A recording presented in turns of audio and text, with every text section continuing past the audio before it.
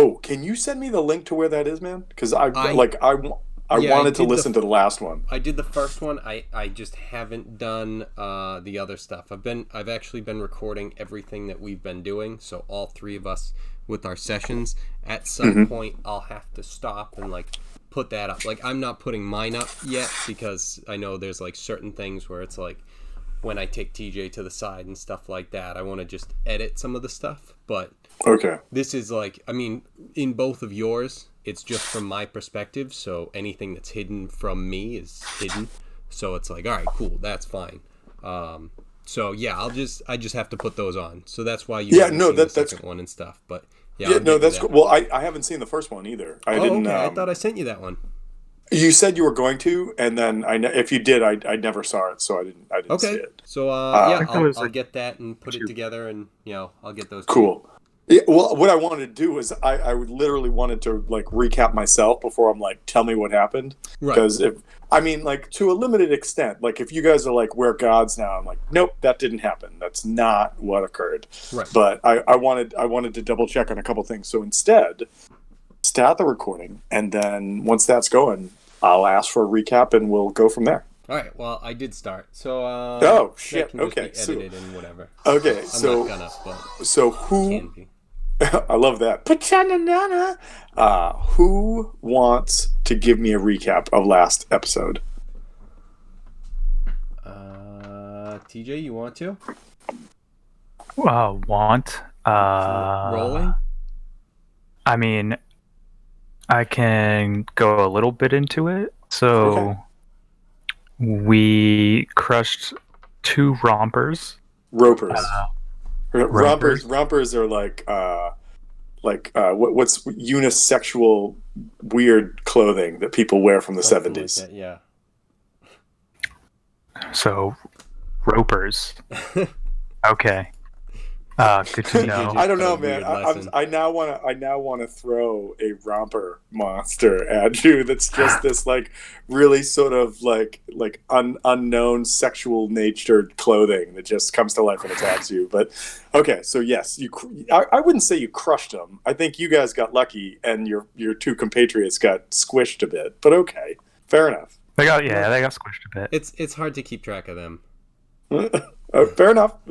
Which we have discussed. Right. We crushed some scorpions as well. Yep. They were a little more was- crushy. Yes. Yeah. You guys handled them really well. It just Their it just so poison happened. wasn't that fun. True. Even being resistant to it, still.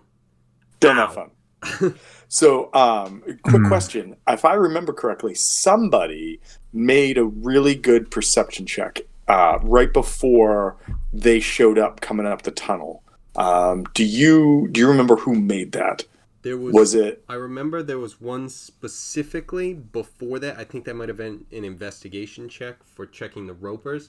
The perception check, I know I made a good one about them coming up when Yes. we were at the doorway.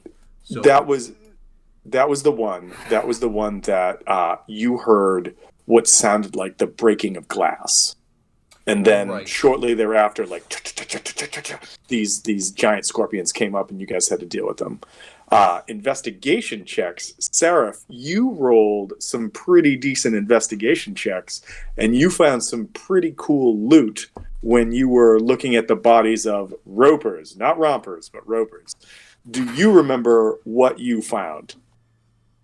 Yes. One was a spell scroll, I think of Revivify. Yes. And then another one was a staff that can only be used by clerics and druids. Yep, that was called the Staff of the Adder. I Adder. remember that one. And there was one more thing that you guys found. I gotta load up my character. I'll give you 3 seconds, and if you don't remember what it is, you don't have it anymore. I'm kidding. I'm not going to do that. Did you find something? Well, you Kevin? searched both bodies. You were No, the one that searched both yeah, bodies. because I was definitely making a point that when you were making that check, I was coming over and like gloating to the dwarves, being like, "You should be better at what you're doing," or something like that. I think I killed it, and I'm like, "That's how it's done." So no, I didn't pick anything up. Ah, shit! I need water. Morning Star. Wait, this is no. Shit, where's it? Huh. Well, You now. should have you should have one more item that I'm fairly certain I gave to you, and if not, I don't know why, but you guys also found on the body of the first roper, you found a Heward's handy haversack. Oh. Okay, I think I remember you saying that. That sounds familiar. Yeah, I remember. That might have been after the fight or something? Yeah. So when the Scorpions, ropers, that yeah, might when the be- ropers when the ropers went down, there was a brief pause where everybody kind of reset a little bit, Mhm. and that was when the perception check happened, and you heard like the breaking of glass. Yeah. And like something, and all of a sudden, like these creatures started coming up this tunnel. And while that was happening, TJ had said, I want to do like a perception or investigation check on the roper, and checked. And he rolled so high that I said, you saw something glinting or like something out of place on the other roper's body. And if you didn't go back and get that, I wanted to make sure that you got that because you did notice it. Yeah, I remember him definitely going back and checking that. Okay, so yeah, so after the battle. you definitely have a handy haversack, which is basically like bag of holding light, you know? Yeah, Right. that's what we got in Barovia, right? Correct. Right, It's cool. basically, instead of like this huge like sailor's bag that somebody's got to carry over their shoulder with a rope or something, it's like a backpack, but it's a backpack that holds it holds a ton of stuff. Yeah. Now, before we go forward, something else that was discovered that I'm going to say that you guys found, but both dwarves kind of stamped their feet and said that they demanded something. They acquiesced that the items were yours because you guys did the lion's share of handling the ropers. There was 260 gold and there was 270 silver found on these creatures as well. The creatures, as I said last week, couldn't process magical items, and it looks like what their bodies were doing were turning the like the gold and the silver into like these masses that would have eventually turned into like their hide. Because you'll remember that it was like they were pretty tough to hit. You guys, for the most part, rolled really high, but with an AC of 20, ropers are relatively hard to hit, especially even at 6th level.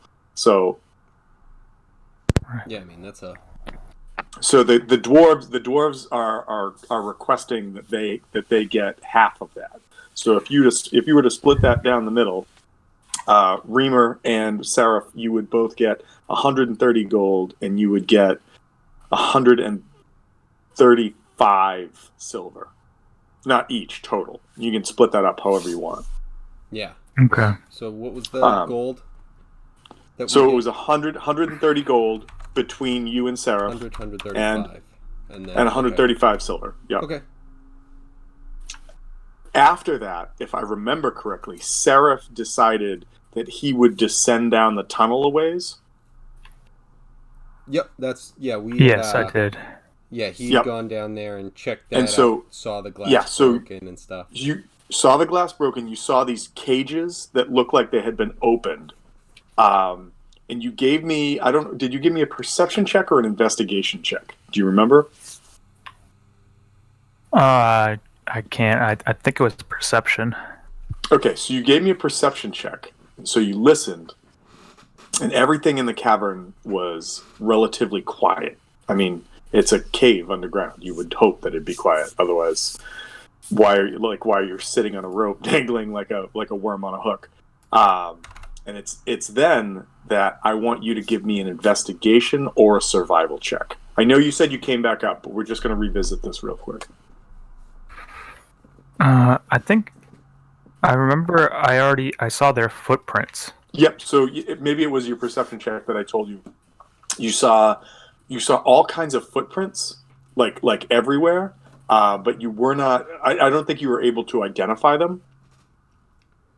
Yeah, they were not drow like, or they something to do with drow was an instinct, and then we came back. Well, yeah.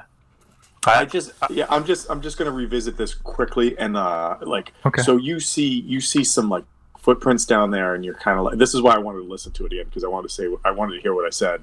But basically, you see like these footprints all over the place, and you kind of get like this intuition, this thought process. And I want you to give me either a survival, or just saying you're still down there, a survival, or a excuse me, or a investigation check.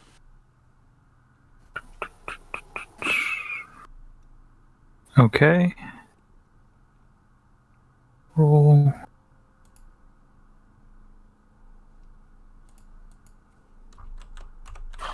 Not good. 8. 8. So you kind of look around, and like you see the tracks. You've got your sort of intuition about it and everything. You notice again with this roll, like whether it adds to it or not, that there are multiple kinds of footprints. Like it's not just like the soft elven looking ones that you're kind of making some assumptions about, but rather it looks like there's been a lot of people and things wandering around down here, and you're just sort of like, what is happening? And as you start to go back up, had you climbed down, or did they lower you down, kind of like like on a basket at the end of the rope kind of thing? Oh, it was definitely a rope. Yeah. That was why I didn't go down, because I'm like 1,000 pounds. Oh yeah, no. I just meant like did you climb down of your own accord, or was it something where you tied it around your waist and you're like, lower me down? They lowered me down, I believe. Yeah. All right. I'm so very strong. As you're down there, and Browlin is pretty beefy as well, so he's there to just sort of like give you a hand if you need. As you start to come back up, you see off to the right, and I know that we're not on this map. I know we're on like the map where we fought the Ropers. You notice, like you hadn't seen it before, but as like you start to come back up and the light is coming down, you notice that there's something glinting on the ground. Okay. Can I investigate it further? I can. I'll say that if you want to go down to it, you can go down and check it out. So like we're starting to lift him up, and he sees something. Yeah, basically, I imagine Seraph like gives the rope like one of those like, all right, 3 pulls, like ding ding ding, and that's like, Reamer's like, all right, trying to pull you back up, and as that's happening, Seraph, you see something like, that sort of moment as you run in the room, and it's like, boing! Like the light hits it, and like a moment later, you don't see it anymore because the light's not hitting it in that exact angle. Okay.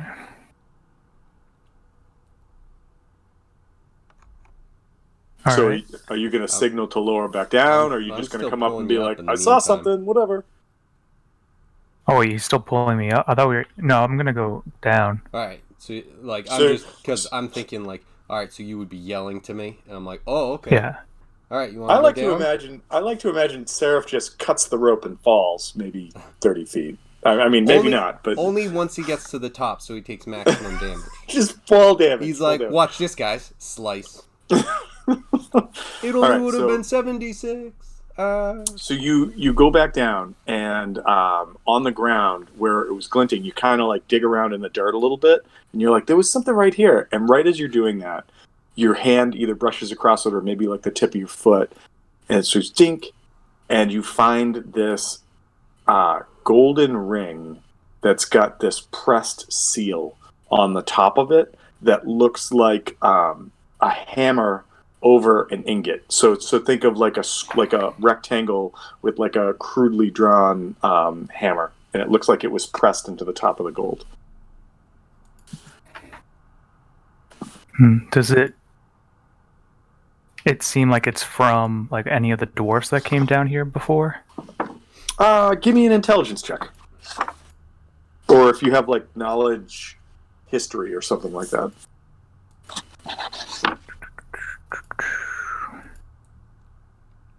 Sorry, did you say Arcana or history? No, so intelligence. It just like if Oh, you just don't have straight up something that you think intelligence. it's Okay, it's the same for me. So, 9. 9.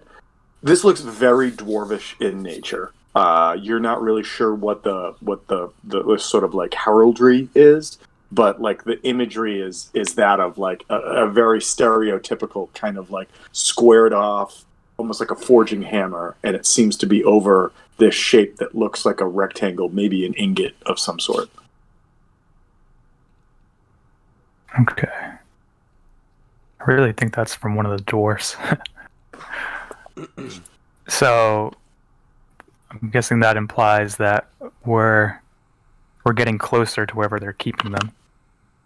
Well, you're now down in, and I don't know if I kind of like gave you enough information about this before. You are down in a cavern that is so large that you cannot see where it ends. Like the light that's coming down from above you kind of illuminates. If you've ever held a flashlight to a paper towel tube, and you when it comes down the bottom, it makes a circle a little bit bigger than the tube, but that's really all that you're seeing. And then whether you have dark vision or low light vision, it only extends so far past that, and it just goes. Like I think that maybe off to the right you see that there's some sort of like cavern wall, or like the structure of the earth itself.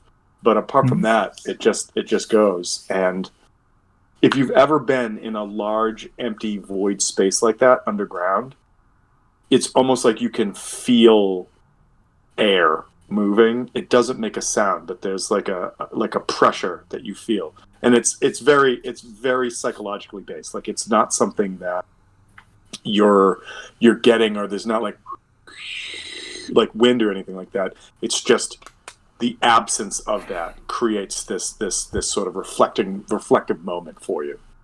Okay. You also notice that all of the footprints, virtually all of them, although they seem scattered around where you are right now and where you found that ring, as you see the light dying off. And do you have dark vision or low light vision? I do, I believe. Yeah. Yeah, you see that although clearly there was like some sort of I don't know, procession or like big amount of like activity that happened right here at the bottom of the shaft. There's they seem to all go off kind of to the northwest from where you're at, but none of it looks like so fresh that you would be able to recognize like fresh prints or whatever. So it looks like well-traveled, well-trafficked. Okay. Things were brought, like it looks like heavy things were dragged one way or another. You see these cages that I think you had rolled high enough where I told you it looks like it might have been what those ropers had been contained in. You find all these glass bottles that at this point you have no idea what that's about, but you find like these these small glass I forget what they're called. Like if you're in a lab and like a science lab, like you have like beakers and whatnot. But but what is it when there's like it's like the beaker like top and then it kind of flares out in that classic like Link health potion kind of thing. There's a term for it. I just can't think of it. But that's what it That's what it looks like. Like it looks like the necks are kind of partially broken and there's lots of shattered glasses. If somebody had taken them and thrown them on the ground, and you see like there's like some 2-3 of them. So it's like someone just set up shop here. Well, give me a wisdom check instead of intelligence. Give me a wisdom check.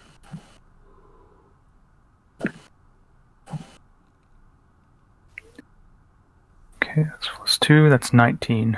19. You look at those glass vials. You're holding this ring. It looks dwarven. It looks like it's some kind of proof that the dwarves that you got sent down here to try to find went at least this far down, or maybe were taken.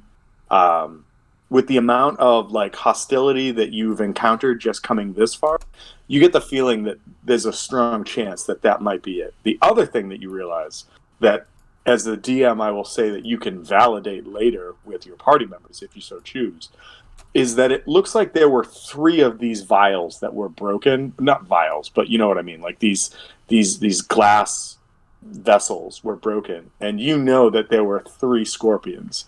So maybe there was some kind of like magic associated with them, whether the scorpions were contained inside and then they were released, or maybe it was dropped on the scorpions and they grew and got sent up. You're not sure, but it seems to add up. With a 19, it seems to add up that these may have been some kind of container that you may have been being observed, and when you had dealt with the ropers, they were like, shit, we need a distraction of some sort. So they broke these things, and while you were dealing with scorpions and their poison, people were like, get the hell out of Dodge, like, see you later, bye. We're not going to hang out there anymore. Gotcha. And with a 19 wisdom, and with 2 rather hurt dwarves, you also get the feeling that this might be a good point to go back and, report in to Fargus and, if need be, Derek. All right. Yeah, I think so. So we can jump back to when we got back to the gate. Yeah. Let's do that. Like, I wanted to revisit this because a lot of stuff had happened. I wanted to make sure that you guys got all the stuff and things that was there, and I also didn't have a chance for you to sort of make those checks beyond your perception check. So, all right. So, you get real back up. You guys come back on the map that you guys are on. I got to shrink this down for a sec. You guys come back and you're here. Am I on the right thing? I'm right here. And so do you guys try to go up the stairs that are right here, or do you guys just go back to this like large iron door that you guys had come through when you first got led down here, down like right there? I think we went through the iron door. Yeah. All right, so catch me up, because I remember you guys saying we're gonna head back, and then I didn't have a chance to recap this, and my notes get really shady at this point. So I need a heads up. How far back did you guys get? About here, and the doors opened, and then I think it was like about here. I don't know how much more. I don't know if there was someone that showed up or something. It was just like, hey, what's up? But I don't remember much more. Okay, cool. Well, then we're all in the same boat, and until we can recap or whatever, we just go, this is the edit button. Boop. Yeah, I think this is, so yeah. All right, so you guys, I'll say that you guys get back here, kind of like you're heading towards the iron door. You're just about past the stairwell, and that's when you hear from above you, coming from up here, this voice that's like, oh, you're back already. Did you find them? What happened? Not yet, but we have some information to share. All right, I'll send word to make sure the door opens for you. Keep going. Past you know where you're going. All right. And so Braylon and Browlin are they're pretty hurt. Like they're kind of limping along, but they follow you, and you come back down here, and you give it a minute, and all of a sudden the door is like gets slides over. Wow, my speech patterns tonight are amazing. The door like slides open, and there's like a group of like 2 or 3 dwarves. They're kind of armored up. They're not armed to the teeth, but they're ready just in case like you were running back with something. And you get the strong feeling that like, another way you could have dealt with the battle you just did was to just lure them back into a room where there were a bunch of other dwarves that could have helped you out. But you didn't do that, so whatever. And they're like, what did you find out? Yeah, unnecessary. We're like, here what to did you protect find them. out? Also, Right. You're a living forge. You look poisoned. How did that happen? But no, like questions and concerns, like what happened? What do you do? What did you find? Did you find them? Are their bodies? Are they dead? Are they alive? What's going on? I'll take out the ring I found. I found this. All right, as you pull this out, like they all kind of go, ah. The iron ingots. That was part of the clan that was down there. Hmm. Did you find bodies, fingers, footprints, No. anything? No bodies, just beakers. And they're like beakers, like the Muppet. Like That shit's canon in this universe. That Already? just opened up You never so know. much. Like I'm not gonna lie. You never know when Fraggle Rock is gonna be in the actual. You just don't know. Fraggle Rock. Oh my god! If that's what this is, I just got so excited. That's what we're going on to. This all leads to fucking Fraggle Rock. So like these three dwarves just start going like down to Fraggle Rock, and everyone starts clapping, and everyone doesn't know why they're clapping. So they're like, oh, the iron ingots. Yeah, that was part of the clan that went down there. It wasn't all of it. It was just some of the brethren. They'll want to get this. You should bring this back to Fargus. Come. Braylon, what happened to you? You look terrible. And all of a sudden they go Irish, and they're like, ah! And they like run out, and like some of them are like trying to like clap them on the shoulders, and Bralin is trying to like keep his chest up, and is just sort of like, 2 ropers down, coin earned, and Braylon's like, I am really hurt right now. And so one of the 3 dwarves that was there looks to Seraph and says, do you know how to get back up to the chambers, or do you need me to bring you? I think I know the way. Okay. You guys were never heard from again. Just 400 years wandering through dwarven caves lost. Now, that would be an amazing end to this story. Just like, all right, guys, thanks for playing. Next. Oh, that's good. What happens in those 400 years? And not a lot. You guys just wander around these dwarven caves. 400 years. You guys are still level 6. So you guys, so basically, you retrace your steps, and like on this map, what I do is I'm going to say you walk up, you follow this path. Come on, what's going on? You follow this path. You come to this big room. You remember where it split off and everything. You come back to here, and there's 2 ways for you to go. Whoever's leading the charge with Seraph and Reamer, somebody give me an intelligence check. Okay. Whoop. I will say that nice. both of the pathways in front of you that you see, one that's right here and the one that's illuminated a little more right here, they both seem to slope up. So they both seem to indicate that they could be going up back to a level where you were before. Well, I got a 4. Okay. So we know exactly where we are. I would like you to roll me a 50% chance right now. Just roll a D100 or roll a D6. Tell me what you want to be the positive outcome, and tell me if you get it. What I want, I'm a little confused because I rolled and I got an 87. I'm sorry. So I'll make you re-roll. Do you want? So it's a 50% chance because there's only 2 options. Do you want to take? Do you want the low numbers 1 to 50 to be a success, or do you want 51 up to be a success? So I thought you would have understood. I apologize. 50. Let's go with that. 51. All right, high numbers. Roll. Oh, it's 19. Okay, so you are gonna go this way. As you guys come right here, I gotta go to reveal areas. All right, you see a path that's leading up, and as you start to walk up that path, you feel like warmer air coming towards you. Like not hot, like not like you're walking in a volcano or something, but like the air starts to get warmer. What do you guys do? Well, I think you're what? I'm following, so. And I wouldn't imagine that like you would actually feel the heat. Right. So even if there was anything, it's just like you'd feel this in front of you, and you feel more heat right behind you. So Reamer probably doesn't get it, but you're familiar. Like, you guys have been adventuring for a while, so you're familiar with like what the I don't know what the heat pattern is that's coming off of your compatriot here. But it's also something that you didn't require a perception check to find out. Like as you started to walk up this path, you know, You're like, oh, this is you just hot started to feel right like, away.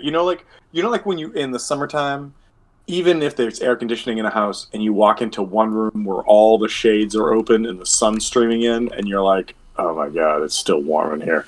Like it's not as oppressive as that, but it starts getting warm. And as you continue to go up, it keeps getting a little warmer too. All right. And I don't think I would remember this from just coming down here, so I think I took the wrong way. I'm gonna say because you rolled, you're not sure. You're a little confused. You're like, is this the way I'm supposed to be going? I'm not sure. I feel like wouldn't the heat just be like a massive hint that wouldn't feel this unless like they set fire to the kingdom or something. And Well, what I'm reasoning right now is that you rolled to remember which way to go, and you rolled really poorly on that. So you kind of are lost. You're like, I don't know, man. Let's just keep pressing forward with this. I mean, what's the worst thing that happens? It comes to a dead end. I got to turn around.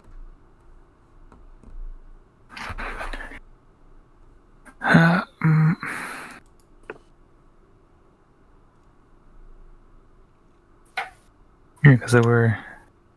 As Well, you continue, where are we on the map? Because there were two different ways, right? Yep. So you guys right now, I know we haven't been moving you figure start. You guys are basically like right about here, all right? Right about there. Yeah, but what wasn't this like? This was an indicator. These lines right here was don't go beyond the lines, or else, like, you'll get lost for eternity or whatever. I don't know. Or- Was it? Do you remember? No, not at all. Not in real life. I remember that the lines were like an indicator. I remember that they told us, like, right before we entered the cave, something about like the lines. All right. So do you keep going this way?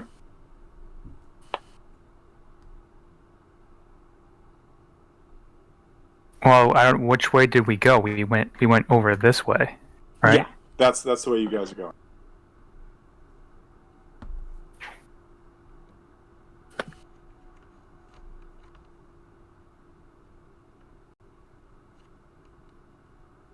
Are you guys progressing that way? I guess so. All right. So you guys start to come up, and you get a little bit further, and as you get a little bit further, you start to realize there's not only has it gotten warmer, but now there's like steam in the air. Again, not oppressive, not so much that like you're being scalded or anything, or you can't breathe. Just it's gotten warmer, and there's a there's like this like kind of like what you feel when you're in a shower kind of thing. You walk into a shower and there's the hot water's running kind of thing. Well, this wasn't here before, and I don't think there's any effect that they would have in the kingdom. So yeah, this is definitely the wrong way.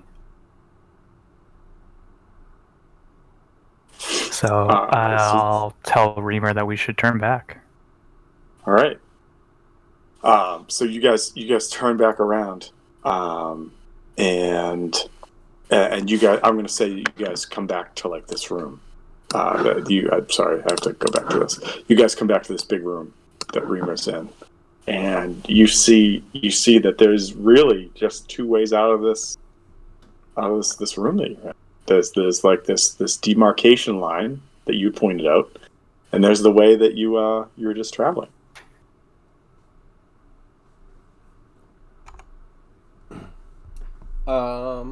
I want to see, now that we're back here and I'm kind of like, what's going on? You know what? I'll ask Seraph, what's going on? Well, the way that we were heading, there wasn't all that heat before when we were heading down originally. I'm like, do you remember anything about this line?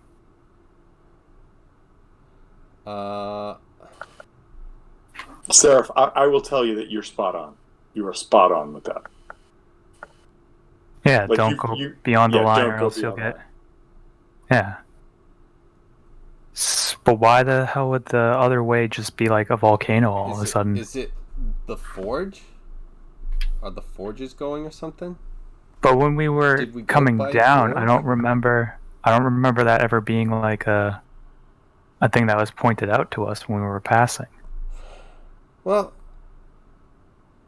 I don't want to go across that line, so I think we go up and see what's going on up there. I need to rest. From behind you Also, guys, a from lot. behind you guys, you hear one of the dwarves that had sort of received you behind the iron door, going, "Oi!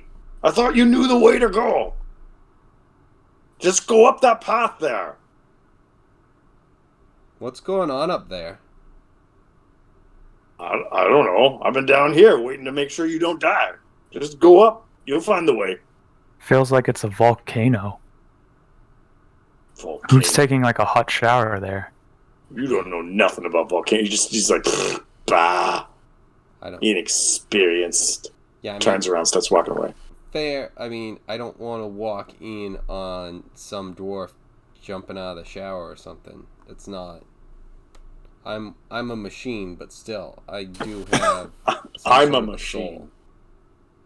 soul. I just.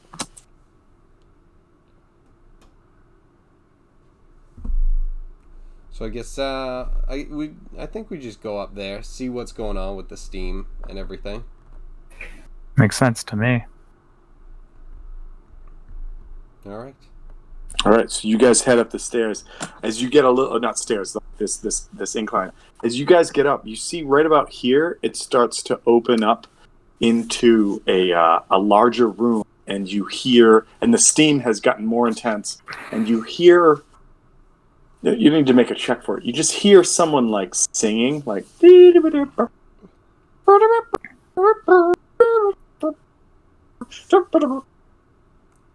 Someone playing Angry Birds? If that was the Angry Birds song, I honestly did not know. But there you go. No, I'm just messing around. So what? So we hear that. What do? Well, so at this point, it's getting like super foggy. You know, like Okay. like super steamy, and you just hear this like.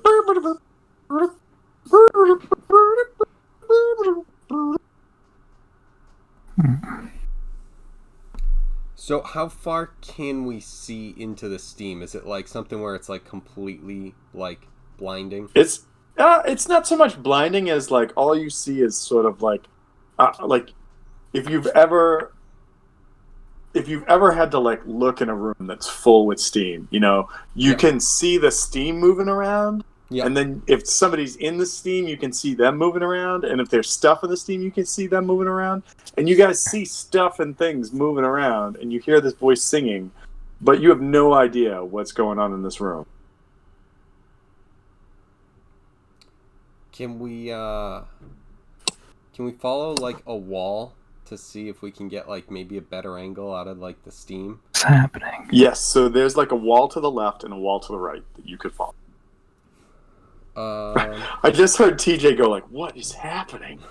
Yeah, I didn't get any of that. All I heard was, and then Kevin's like, "Can we do like?" And then that was it. That was my experience. Okay. So apologies. So you basically, you guys have walked into that seems to be like just full of steam. All right, like steam billowing everywhere, and you can hear clearly that someone is singing somehow inside. Like you're not sure what is doing that, but they're singing that song. You can see like shapes and forms moving around, but everything is super foggy and like just clouded, and you're just sort of like, what? Like this is not familiar. Like TJ, you are 100% correct. Not familiar at all. This was not something that was happening when you just went down here a couple hours ago, or a couple hours ago. Okay. Apparently we went through time. I wouldn't say you went through time. You just spent some time. We went through a dimension. And Thor's here. Thor's here? Oh yeah, he is. I don't know what hide that it. means. I don't He's know what the that thunder below, man. I understand what you're like. What the hell are you talking about? So Yeah, I'm thinking I want to slide across the right wall. Okay. I'm like we like this. We can do this more play than anything because when I murder you, I just want to say murder. But Yeah. like Reamer, you start moving across that wall, and all of a sudden, something wet just slaps you in the face, and you're blinded. You can't see anything. And as you go to move your arms, you feel like restricted, like something heavy is pushing against you. What do you do? Um, where like where am I like my arms grabbed? Are they grabbed at like the wrist or? It feels like something big is all over you right now. Because I would like to like try and push it away, depending on like how it's As you or as like yeah, no, grab I and mean pull it, or like instant something. reaction, like walking in a dark room and something touches your face, you just throw your hands out. As you throw your hands out, it feels like it envelops you more, and there's a wetness to it, and you're just like ah, and so like this like heavy, wet, restrictive thing is now like all over you. What do you do? Um, I would like to break free of it, but where I'm kind of What do you do? smothered. I don't know if I could like cast anything or. I will. I'll tell you what. Tell me what you want to do, and I'll tell you what happens. All right, let me make sure. Oh no, sorry. Gotta have this. So I'm thinking. I don't know. Maybe I'll just try and like pull my way. Try and pull my way back. Just like Just sort of like, just keep muscle it. pushing your hands forward and go backward. All right, give me an athletics check. That's this one.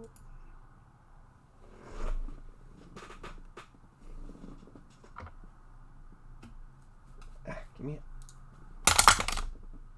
So that And Seraph, by the way, you see Reamer like start to move to the right, and then all of a sudden, like as the mist surrounds him, there's the sound of like this struggle, and then he's doing something. And so like while this is happening, before Kevin, you tell me what you roll. What are you doing? I got a 17. I'll get to you in a sec. I'm just Well- pause. I'm like, I just was like, you're seeing pause, cutting over to Oh, Sarah. absolutely. I just didn't know if we were waiting on me. Yeah, no, not at all, not at all. So I'm a bit Sarah, confused why. Well, why are you going against the wall?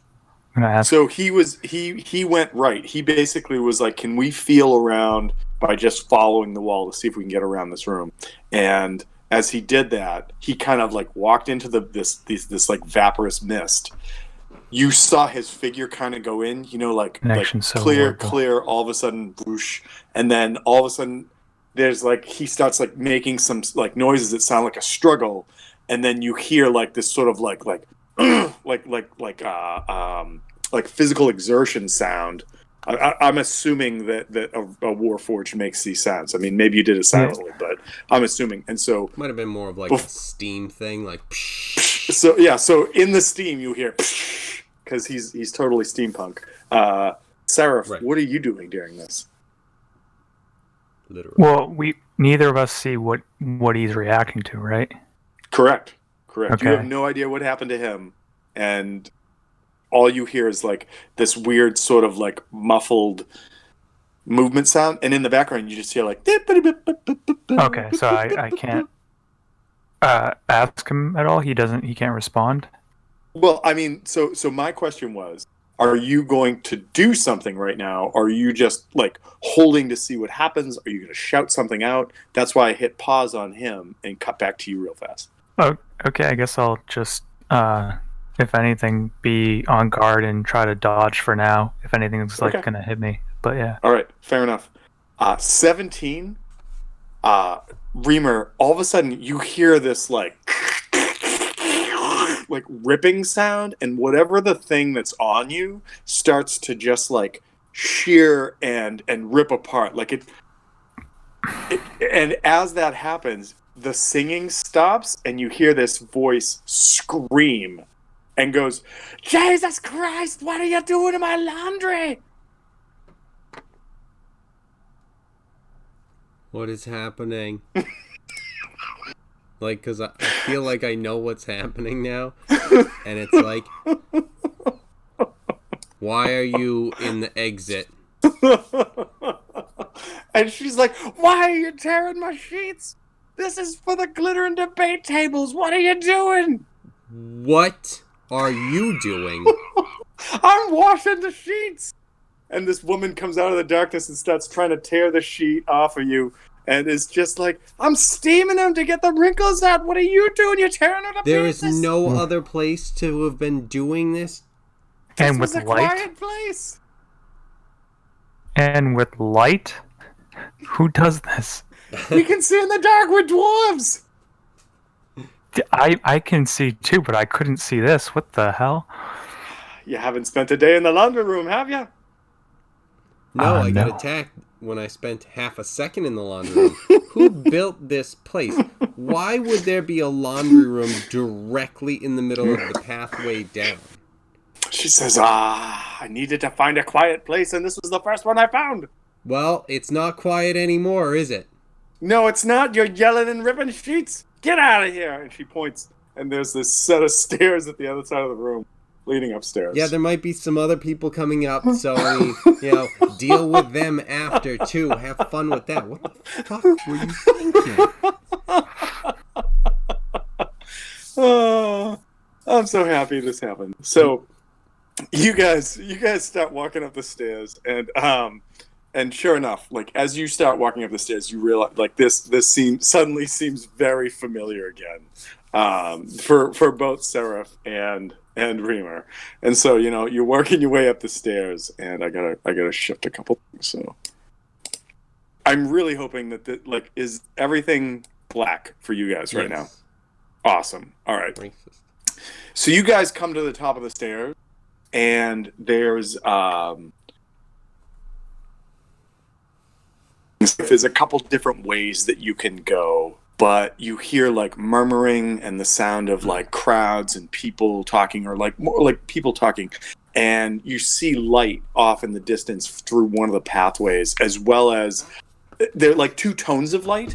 Like you guys see like what looks like like firelight, and you see also maybe it's sunlight, maybe it's some sort of I mean, Jesus Christ, Reamer, you're literally magic incarnate. Like that's what brought you to life. Right. So like maybe it's some sort of glow from that. You also see another way that seems relatively quiet that's going to your left, and to your right you hear actually, Seraph, give me, do you have like a knowledge religion? I think You better. so. Yep. Okay, give me a knowledge religion check. 22. 22. You feel that there's like, I don't want to say it stupidly and be like, yeah, there's some sort of religiosity going on down there. You feel like there's some consecrated or holy areas off to the right. So in front of you, there's three paths. There is the way that's heading towards where the voices are, like not angry voices or like weird singing in the mist, but like sounds like sort of dwarves congregating and whatnot. With this like this firelight and this sort of like other kind of light that you're not 100% on what it is. And then to the left, there's just darkness. Like it just leads off into some sort of pathway. And then to the right, you recognize there's some sort of like much the same as if you were to say detect magic and you were a spellcaster and you're like, oh, that's definitely magic. You, as a cleric, I like to think that you can kind of be like, I recognize the sensation of like sort of cleansed ground, right? Like, like something that has like any taint of evil has been removed from it. And so that's what you guys are faced with. So which way do you guys want to go?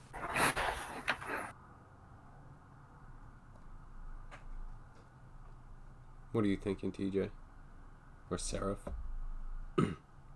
Well, This is Sarah J. I Oh would my ju- god! Can you wait? Can you be T-Raf from now on? That's awesome. No, I'm kidding. I'm kidding. shoulda, coulda, woulda. Shoulda, coulda, woulda. Right. I kind of want to head back still. It is that like a back towards way? the voice. Well, so you feel strongly that the way to get back to dealing with Farouk. Oh my God, Farouk, Fargus, and too many games going on, man. Sorry. Yep. To Fargus and potentially Derek is to go towards like the dwarven voices. And you also know that when you guys first showed up, you guys were given that intel that like the glittering debate was something that was starting to happen. And so even if the way towards the voices is not where Fargus is, that it could be sort of like the gathering of some of the guests and the visitors and the dignitaries that are coming to partake or to judge, etc., for the glittering debate.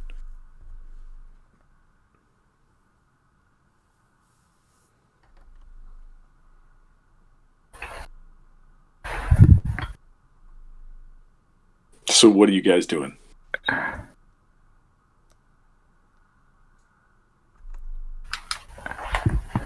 So, is Um, I'm trying to make sure. Is we have two paths?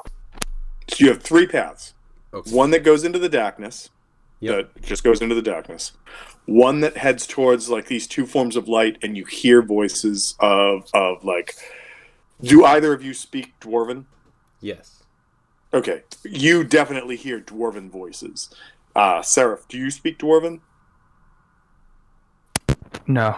Okay, so you hear voices every now and then punctuated with like phrases that seem like they might be in common, but for the most part are like sort of like, like the teacher in Charlie Brown for you. Wah, wah, wah, wah, wah, wah, wah, wah, wah. And then you, Seraph, also notice that the third path available to you, kind of breaking off to the right, is a it has that sort of like sanctity to it, that sort of like holy ground kind of feel.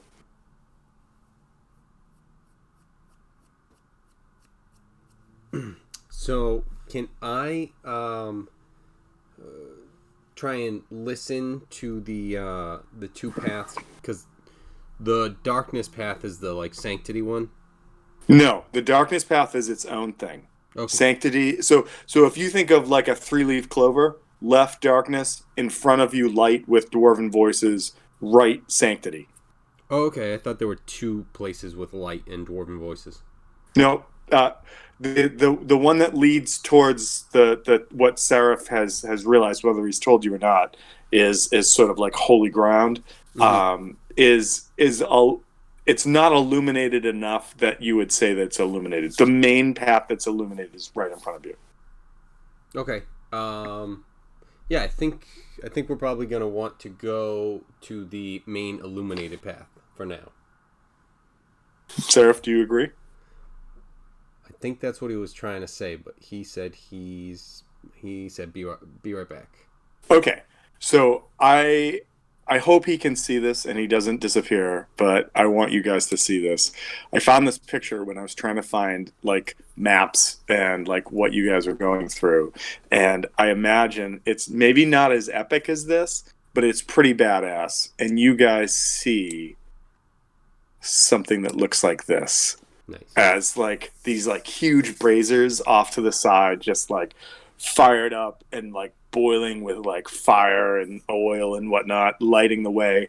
And then as you head forward along this path, there's like this picture doesn't do it justice, but at the end of this, where this blue light is starting to come through, there's like an opening into what looks like a great hall, and that's where all the voices are. And the closer you get as you walk down this path, you can see bodies and forms milling about. I would say like 98% of them are all what you would assume are like dwarven build. And that's in the Great Hall?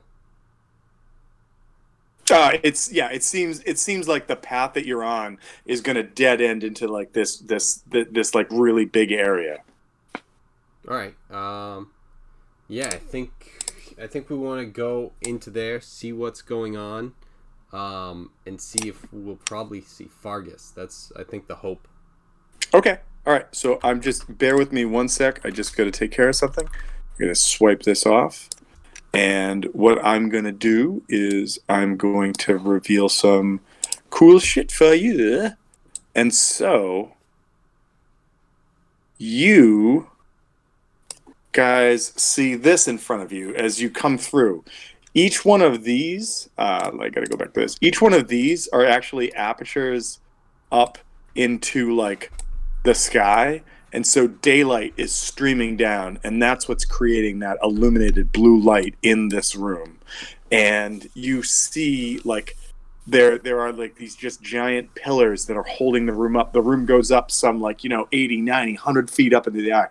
Very like sort of like Crag-a-Doom kind of shit. And you're not sure, and then but the apertures above are also apertures below. And so from standing right here, which is where you guys are at, in fact, I can put you guys on the map. Can I put you on the map? I should be able to put you on the map. I can put you on the map. Why can't I put you on the map? Because I probably got to move something. Done. Yep. Okay, I can put you guys on the map. Okay. So you guys are on the map. I don't know if I gave you guys control. Hold on. Sorry. I got control of mine. Control. Okay, cool. Because actually, this is something cool I just found out. If you put people on a map and then copy and paste them onto another map, the controls carry over. I just found that out, and I was if like, you have all the stuff like up in these, like my health can like be a max of 45, and all of that, those bars they can stay. So, cool. Like cool. Right now, what I have is 12 out of 45 health, and so it's like it shows there. You can click on my guy and see that. Yeah. And then, I prefer to just have the character tell me I've murdered them, but fine. The other thing too is I put I put my AC in there, and I do this for the monsters too, so I can just click on that. Switch, short way to see that stuff. So cool. That's most cool. Oh yeah, I see 12, 23. Cool.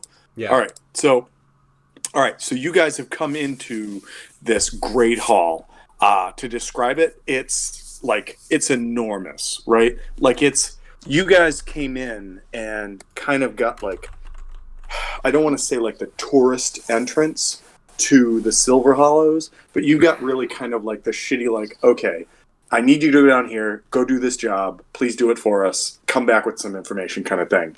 And when you guys came up, rather than go back to the kind of tourist entrance, you guys followed the path towards like the most commotion and are now in like one of the central hubs of the Silver Hollows. And this is one of the reasons why the Silver Hollows is used periodically for the Glittering Debate, because it's this kind of like, like if you were like a churchy, and I apologize if that offends anybody. I don't really, but I do. It does not offend me. All right, and you went to like a mega church, and you're like, oh goddamn, this is a goddamn mega church, kind of thing. This is why the dwarves do it, because it's like, oh, like we could go to like Eastern bumfuck and like have like the Glittering Debate and like make the yokels feel good, or we can do it in a place that makes everybody be like, I'm a dwarf, yeah, kind of thing. And that's what you're getting off this. And so if you guys are facing south, to the right, which would be this way, it's reversed for me, you see stairs leading down. To the left, you see several stairwells that are leading off. And then at the far end, you see this sort of like large hallway that's just leading into what you can't see. Because again, this room's illuminated, but it creates some like some depth perception issues. And so while you guys are there, I'm going to hit pause real fast because I got to run up and take care of something. Come on. Why won't you hit pause? Okay. I will also be right back because I need to grab water. Burp. All right. Oh, but we went down the illuminated path. All right, that makes sense. Are we still like in a different dimension here, or we're now finally familiar Yeah, no, it was after the just laundry? the laundry. Yeah, and then we came up and you saw the holy ground. There was one path that was darkness, one path that was light, and then there was the path that you saw, which was the holy ground. And I was like, Okay. let's go the light because that's where like we hear like a bunch of like dwarves and shit. So I'm like, yeah, Fargus will probably be in that sort of stuff because he's trying to keep this glittering debate going, and it's like, oh, there's nothing wrong, so Right. likely Okay. he'll be here. I'll be back with water. All right.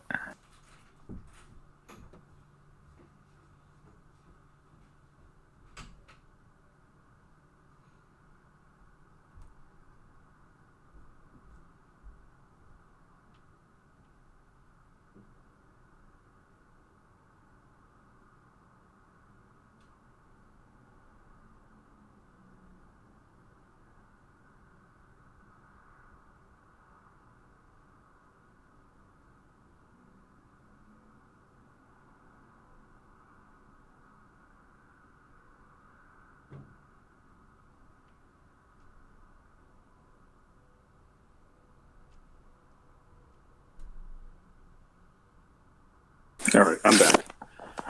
All right. I know TJ, you're still here. Are you? Yeah. Did you? I heard Kevin like catching you up. I was on mute. So you know We what's at. You know what's going on. we took the illuminated path. Is what he told me. Yeah, and so what I basically had a chance to describe to Kevin, I don't know if you heard any of it, was that this room that you've come up to is if you're like a person that was into like going to church and being part of church or It's whatever. being so horrible. Right. You said sorry. You said this room. Yeah, this big room that's right in front of you right here. Okay. Yeah, it's like walking into like a mega church or like a cathedral or something, right? So Right. the reason, like you suddenly realize one of the reasons why the Silver Hollows holds the Glittering Debate is because it's really cool looking, and dwarves can be like, yeah, dwarves, like yeah, kind of thing. The other Right. thing that you noticed, if you didn't hear or not, that weird light that you weren't sure what it was at first, are actually these huge like channels that are cut into the ceiling and then descend further below, and it's daylight that's coming through that's just illuminating this room like it's reflecting or reflecting off of walls or mirrors or something, and it's causing this huge illumination.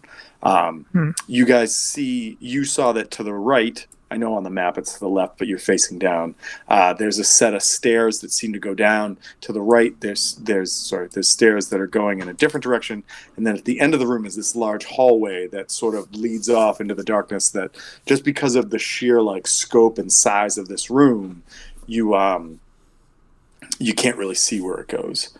And so Kevin, back with water. Yes. Yeah. Okay. So, yeah. Yes, it's a good day for yeah. Grabbus Day. Have you got your happy Grabbus Day? So, anyways, you guys are here, and I didn't put them on the map yet, but there are literally anywhere between like 50 and 80 dwarves milling around, all talking to each other. Like some of them are arguing, some of them are laughing, some of them are like slapping each other on the shoulder. People are shaking hands. What do you guys want to do? Does anyone react to the two non-dwarves? You notice that like people turn and look at you, but for the most part, it's kind of like if you walk into a bar that's full of locals and you're not a local, sooner or later you notice that people are kind of looking over their shoulder and like throwing a finger, like look at these guys, kind of thing. But apart from that, that's all you see. Okay. And as a person who speaks Dwarven, you literally hear, look at these two in Dwarven. Okay. Nice. I think we're looking for Fargus, so So give me an investigation or a perception check, whichever you prefer. I'll let you both roll. that one. Oh, there it is. There it is. Natural one? No, the most opposite I can get. So 31. Jesus. Okay. I got a 21.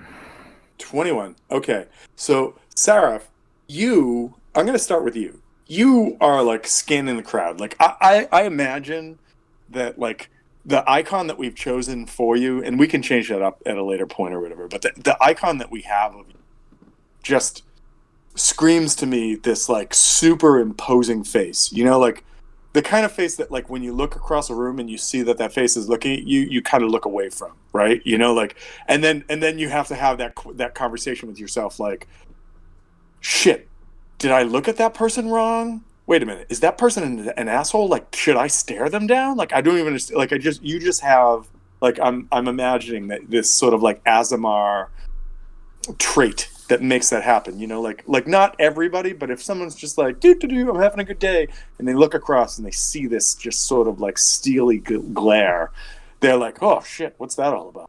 And I feel like this is Ron White when he shakes the guy's hand. He's just like, Jesus, what is that, a flipper? Now, I've got no problem with that, but, you know, I feel like I should be warned. I feel like I should get a heads up about this. Right. Okay, listen, I'll tell you what. I'll give you a personal experience. Oh, sorry. I'll give you a personal experience. I once shook a man's hand that didn't have a thumb. And I stopped before I grabbed his wrist because I realized my hand was moving too far up his hand region. Just go for a Hercules grab. And I didn't react. However, internally, I was screaming, "What the fuck is wrong with your hand, man?" So, because I hadn't realized he didn't have a thumb. I froze, but it was the best I could do under the circumstances. It was exactly right. And so I imagine, like, TJ, you can correct me if I'm wrong, but, like, I just imagine that's sort of like what an Azamar brings to the room. That's like, that's like your norm is looking at me as like shaking a man with no thumb. Shaking the hands of a man with no thumb. Like, you don't know what to do with it. You just don't know what to do with it. Meanwhile, your best friend and compatriot right next to you is like, just like, I'm going to start smashing metal in my chest. And you're like, yeah, that's the norm too. Just deal with it. So as you look across the room, you notice that, like, over here in the midst of like this sea of people is Fargus. And so I just want to do something really fun just to see what happens. So bear with me one sec. But you definitely see. I should probably be in this and just go.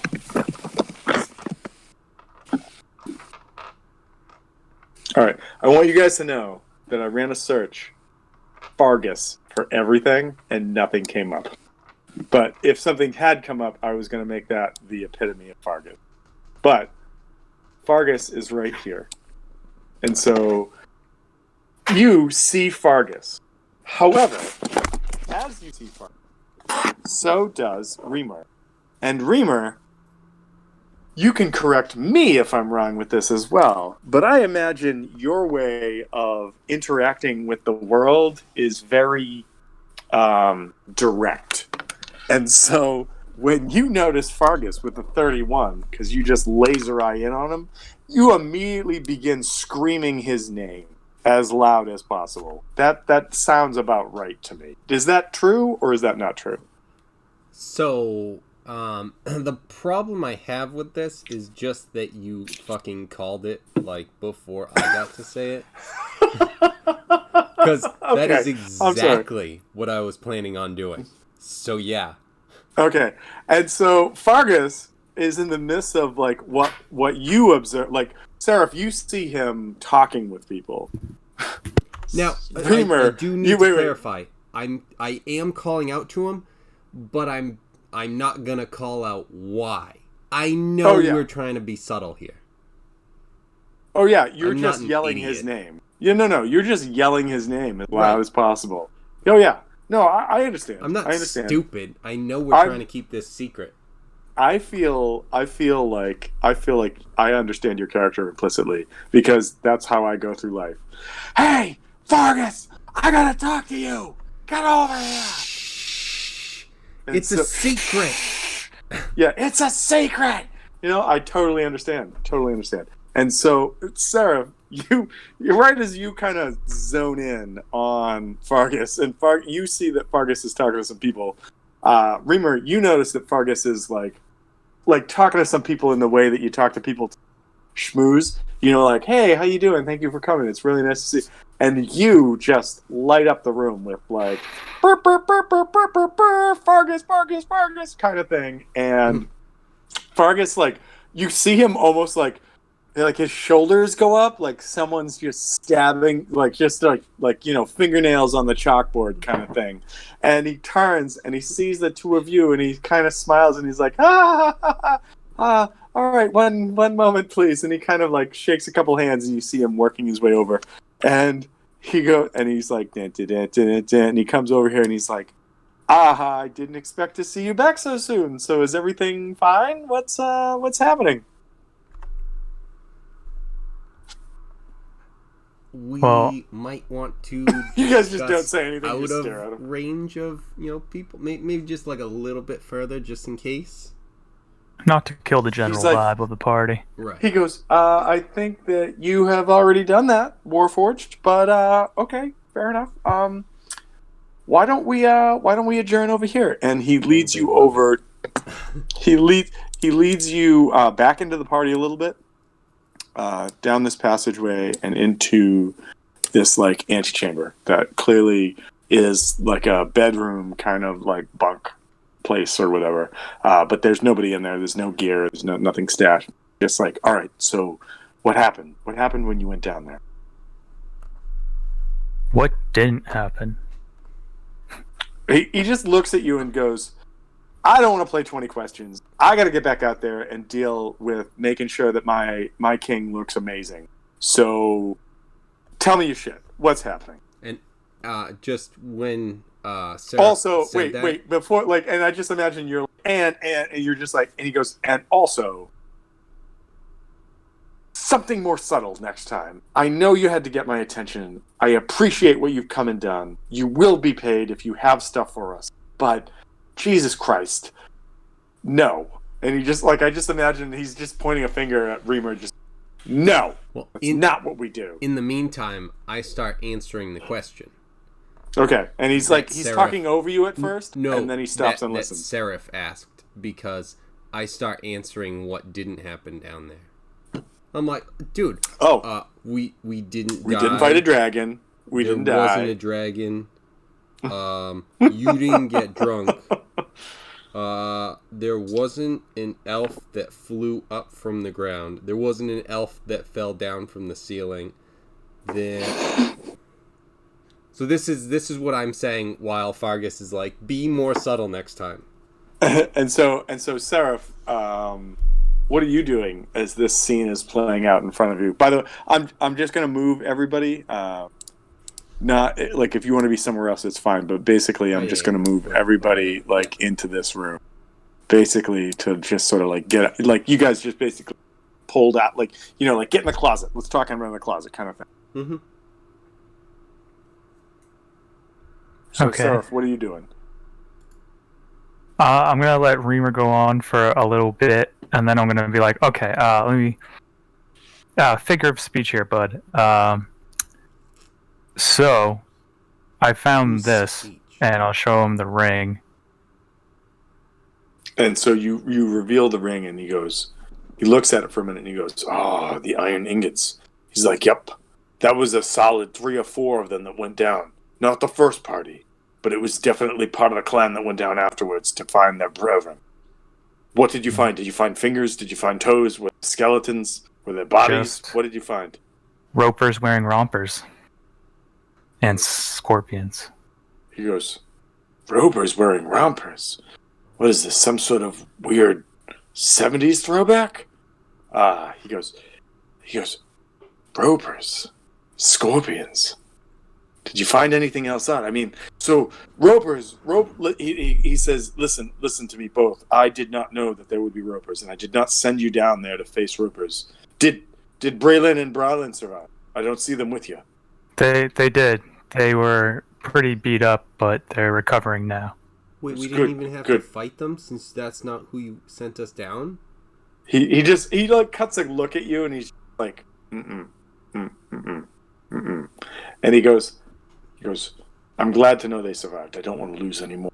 But, so ropers are creatures of the Underdark that are no small task. And you say plural. How many of them were there? Two. There were two. Two. That's a lot. One roper can be enough for a party to handle, let alone two. He says, and then you said scorpions, like the little stingy things in the desert, or what did you find? There were big little stingy things. Like how big? Like dog size? Like horse size? They were bigger than me. Oh. He says, I believe. Those are not common denizens of the caves. That sounds like some sort of foul magic. This sounds like there's more going on than... I'll tell you what. Here. I'm going to take all your information. I'm jotting it down. And I'm going to bring it up to Derek himself. And find out what he wants to do next. Right now, in that room over there, are a lot of dignitaries and a lot of people that come in for the glittering debate. I need you to be on your best behavior and not talk about this. Can you do it? I was only here for the glittering debate. If there are people who are going to talk about the glittering debate, that's all I want to talk about. He goes, all right. Well, good for you. I mean, good on you. I'm going to go talk to Derek and find out what we should do next. You said that Braylon and Bralin were good. So, all right, I'll pass that along too. I'm sure the iron door closed behind you, right? Those idiots didn't leave it open, right?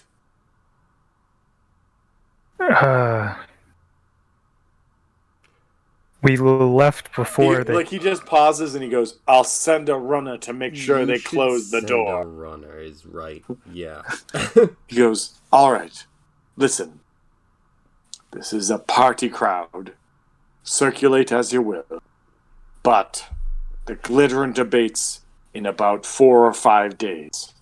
I got more people coming in. I got to do what I got to do. But just try not to make a big scene, okay? I get to enter, right? He goes, enter what? Enter the glittering debate. That's what the king promised. What? You're going Derek to talk to him. He'll fill you in. Derek promised you to begin the glittering debate. What? How? How does that even make sense? You should ask your king. He pauses. Like, he literally pauses and looks at you almost stupid. And he says, well, I mean, you're a forge, I guess. He and I. You've only got a phase. What? I mean, how possible? I'll tell you what. What do you need? You know what? No. I'm not dealing with this. And he goes, stay right here. And so he kind of ducks out the room, and he comes back, and he's got this sort of like meekish looking dwarf, which is kind of funny because dwarves are very stocky and very, sort of like Constitution is my shit kind of thing. But he's almost he almost looks like a little like a mini dwarf, like a toy dwarf kind of thing. And he just goes, my name is Brerick, and I've been told I need to assist you. And right behind him is Fargus, and Fargus is like, yep, yeah, you help these two. And remember what I said. Don't screw up anything. I'll be back. And he kind of runs out the room, and Brerick is there, and Brerick just kind of goes, so what do you need? How can I help? Perfect. And you don't even get to mess up. Excellent. So, I need all of the items to be able to build an axe. Like, you need materials, or you need a forge, or you need hammers, or tongs, or what do you need? Materials? Well, materials have a cost to them, and generally we need money to get that. So, like, do you want it to be made of gold? Do you want it to be made... That's a bad axe. Do you want it to be made of platinum? That'd be an interesting axe. Expensive. Would you want it to be made of, dragon's tears? I don't know. Like, what do you want? I'm confused because everything has a price. What do you want? Well, what? I guess the question is, what would be the amount I would need to get, and how much would it be per material to get that thing? Like, to get, 5 ingots of gold is 50 gold a piece or something, whatever. So that's he goes, 250. He goes, no, that's not how that works. But tell me what you need, and I'll tell you a price.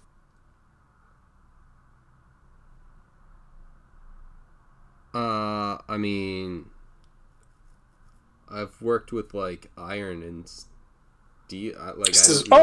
We can get you iron. We can get you steel. We can get you anything you need. But, like I said, there's a cost to anything. I can tell you, though, that the cost for tools and forges, well, you're a forge yourself. But I can probably make sure that doesn't cost much more of anything besides, nothing. But what do you want to make this? And all of a sudden, like, this little, like, dweeby, like, dwarf is just, like, super business.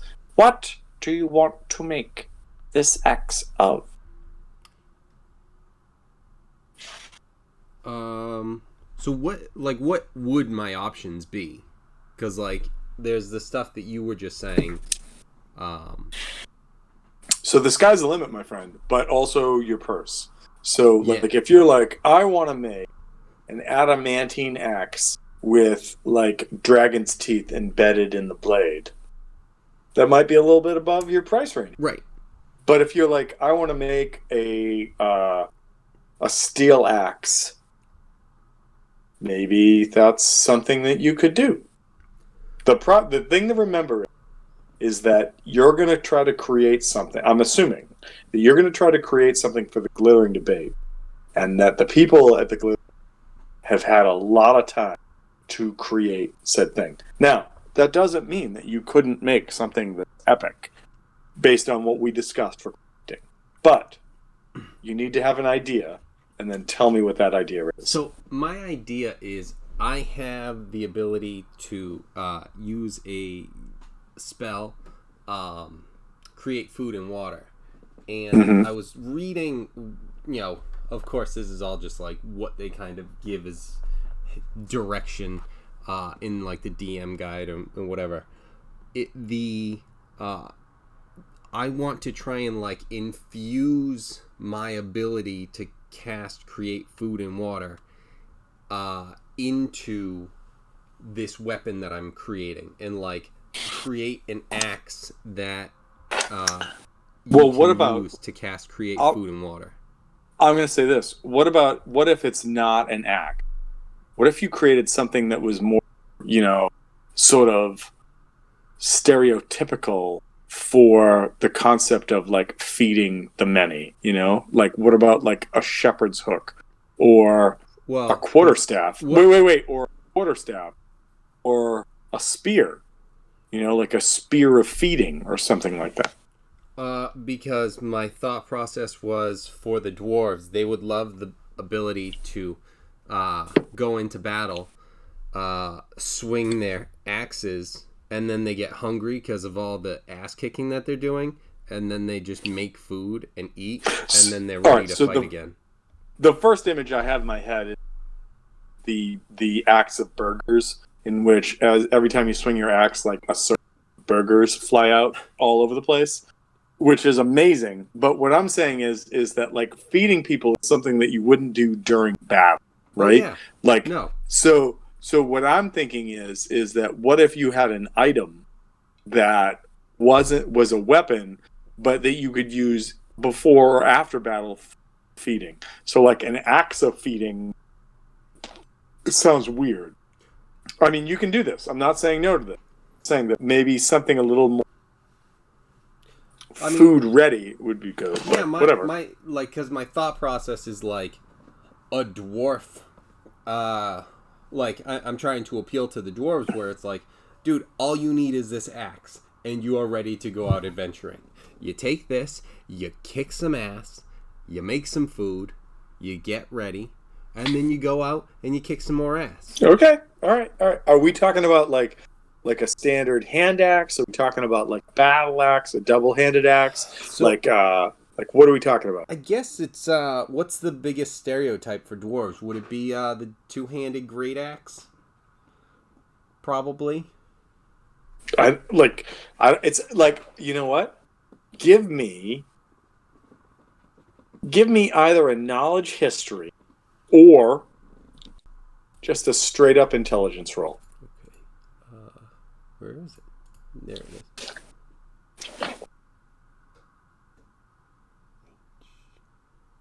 Oh. Well, that's not good. Oh, alright. Well, almost best I could do. 17. 17. You feel that the two best options you could do is either a battle axe or a hand axe. Alright. Yeah, I'm going with the battle axe. That's what All I right, was leaning towards. battle axe of feeding.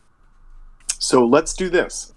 Let's. I would like to say a battle axe of replenishment. Ooh, battle. I like that. That sounds pretty cool. All right, so you've got a name, you've got an idea. You know what you're gonna do. What I need is, I need you to tell me what you want this battle axe made out of. And so, do you want it made out of iron? Do you want it made out of steel? Do you want it made out of some like Damascus steel? Do you want it made out of like adamantine? Do you want it made out of cold iron? What do you want it made out of? So, I don't know what like cold iron is, and like where that stuff. Like, I don't know me or Reamer. Well, Reamer would probably know. But I don't know like what the different things are. So let me ask you this: are you looking to make a weapon that has additional, like a weapon / device that has additional ability? Are you simply looking to just create something that has the sort of like pertinent effects you're talking? If it can have an additional ability for a reasonable price, I am fucking in. What do you have as far as available funds? If I steal all of the money that we got from down below, that changes it. But I still have my 1,000 gold that we started with, I believe, correct? Yeah, I'll give that to you. So because I didn't do anything with that, so I still have the 1,000 gold, and then, at least what's that end up being? 65 other gold and 72 silver. All right, do me a favor.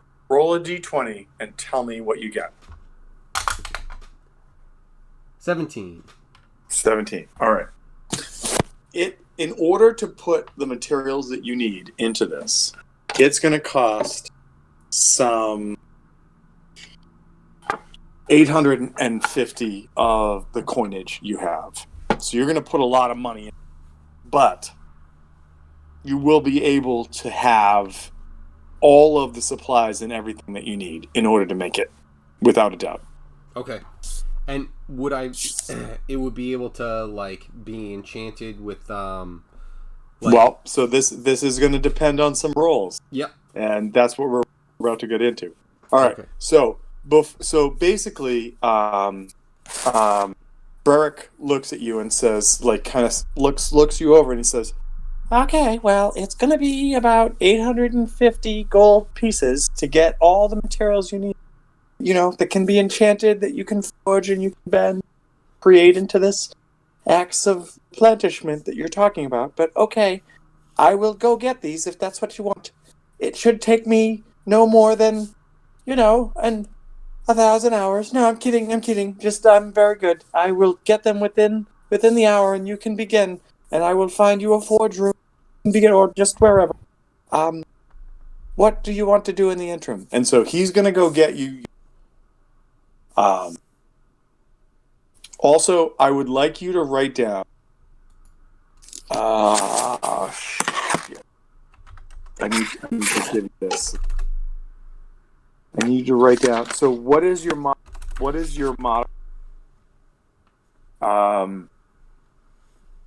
intelligence? Oh, intelligence? Yep. Oh no, that's not good. That is a -2. -2. All right. So you rolled a 17, and there's a -2. So you got a 15. So for okay, so, so for 17. Okay. yeah, so for supplies, I want you to write down 15. However, Seraph, do you do anything during this conversation to help? And if you do, I'll allow you to.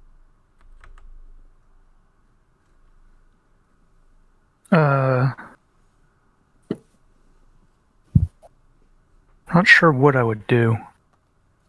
Do you cast your steely gaze at him and be like, "We mean business, dum dum"? Do you maybe like punch him in the gut and say like, "Don't fuck up"? Maybe you massage his scalp and. I mean, I I'll give you would more probably if you just come be back later. discussing with them on what kind of metal to use, what he was doing earlier, and try to give, my advice. Well, all right, I'll give you that. Yeah, it's a good idea. Like this might be best for this weapon. So I would like you to give me an intelligence roll. So use your intelligence modifier, roll a d20, and add or subtract whatever that is, and tell me what you get. God damn it. 5. 5. All right, so no bonus. So the only points that you can put down that I want you to list right now, the beginning of this, Reamer, is the 15 you.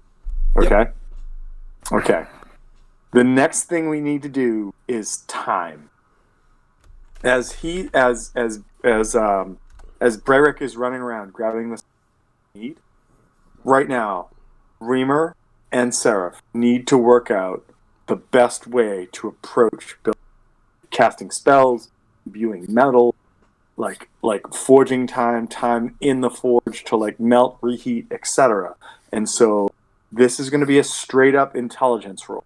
However, Seraph, as long as you're willing, you can give a benefit to this. I thought this one was wisdom. No, I switched it. Supplies is intelligence, wisdom is time. Oh, well then supply is way higher. So what did you get? What did you get for supply? Instead of -2, it is... Where are you? For wisdom, it's +4.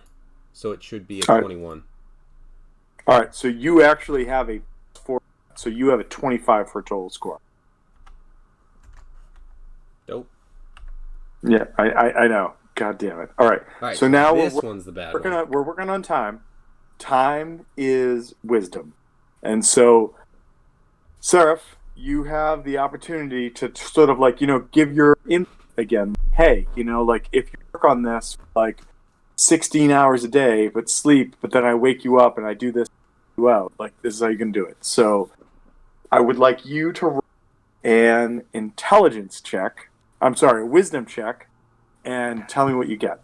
And if you have a modifier, add it to that. Or subtract, whatever. 9. So 9 total? 9 total. All right, so you do not aid in this. Goes back to Reamer. Reamer, roll an intelligence. Tell me what you get.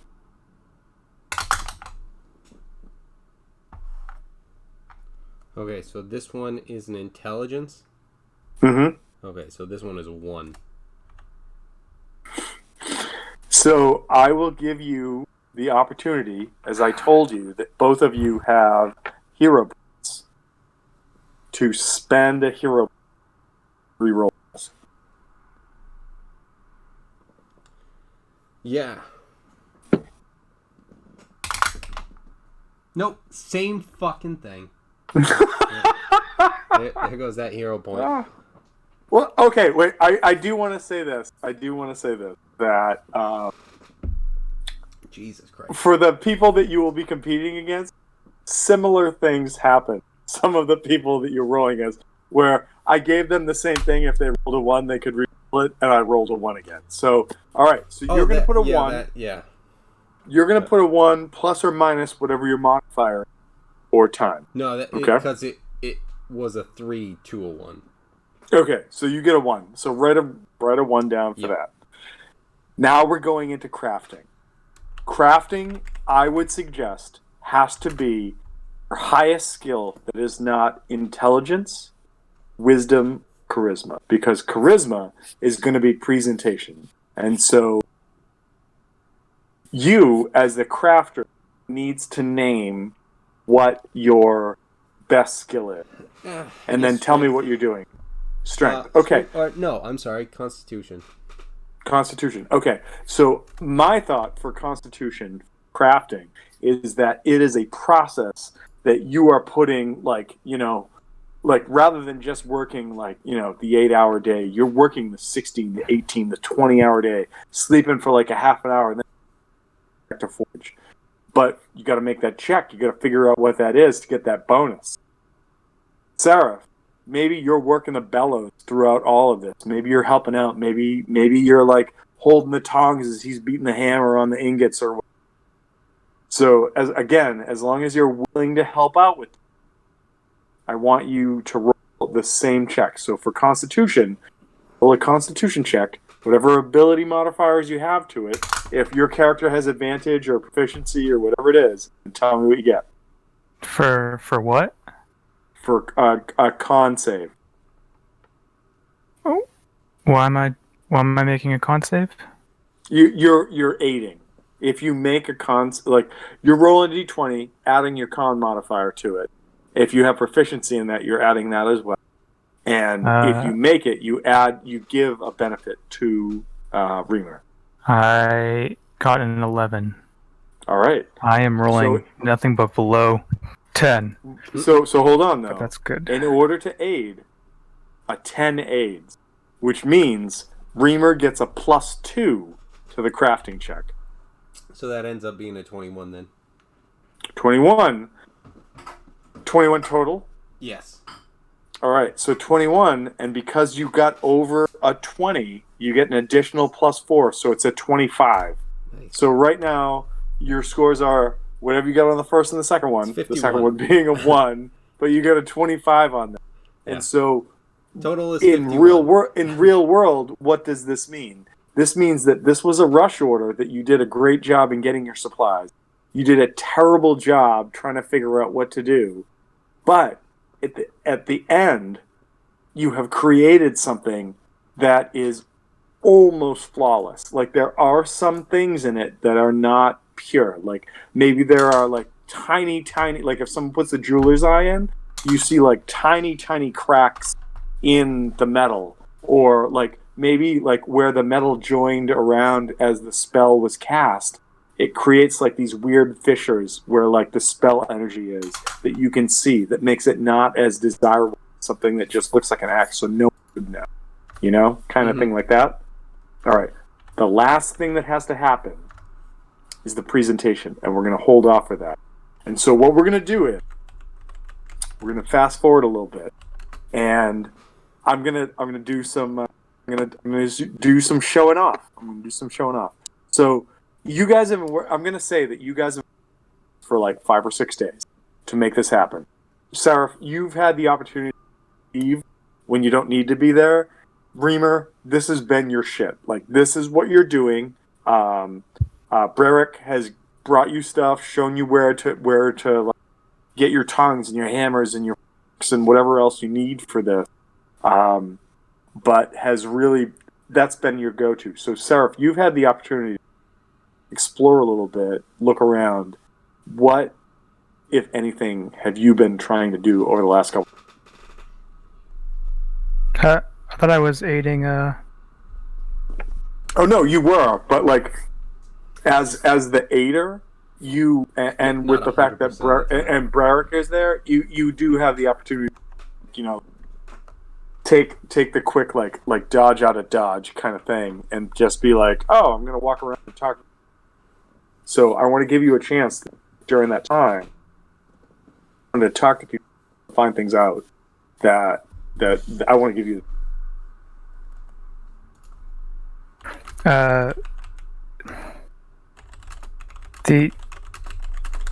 The only thing that I'm thinking is I'm kind of confused why we're back up here. Have we been resting and stuff? Like, has it been Oh, days yeah. because he's been making this? Oh yeah, it's been like there was a solid or so. So like you are rested, you are healed, all of that shit's been going on. With that rest, Oh, okay. Fargus, I'm gonna say like I just wanted to ask you what we talked about this, but we can retcon it. Basically, after like a day or two, after being given like the go ahead to make something for the glittering blade. By the way, what's weird is you guys can just like through rotation fingers kind of. Fargus came back. Was just like I've talked to Derek, and he is concerned. What you have described is indicative of a lot of the sort of enemies that dwarves in general, but that we in the Silver Hollows had to interact with and deal with in the past, and he's still trying to figure out what the next best thing is. You guys absolutely okay, and so he comes back again after that. And does anyone remember what the payment is for this? I'm sorry, what was that? Does anyone remember what the payment was for this job? No. All right, it was 1 gold apiece. Yeah, I don't No, know if that's we, not true. Got it. No. All right, so he basically the job that a certain individual in Cormier had set up for you, your subcontractor. Does anyone know the subcontractor's name? Yes. Jurgen Knied. Jurgen Knied. That Jurgen Knied had set up was that to come in and try to deal with this and bring back information was worth nothing less than 300 gold apiece. It actually was more than that, but Jurgen may have taken some money out of it as a subcontractor. Or a general contractor, as you were. We But should have brought both more of you, people for more gold. but both of you have been handed a pouch of gold worth 300 apiece. Sweet.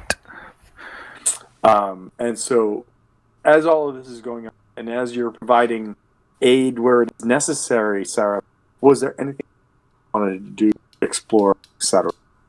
Oh yeah, I'll hit some shops then. I'm gonna check out some of this dwarven armor, see if they have anything to sell me in my size. Okay. So I'm not gonna do it short, but basically you kind of wander out, and I like to think that this dwarven city is a lot like what people imagine Tokyo like. And I say imagine because I have not been to Tokyo yet in my life. But I like to imagine that like you walk out the door and there's just constant shit happening, right? Like if you've you know what a better example would be if you've ever been to New York City and you walk outside of the hotel you're staying at in New York City, there's shit happening all the time, right? And so as you come out of forging room, and whether this is the forging room, literally your patriot is the forge, so I'm just using it as the.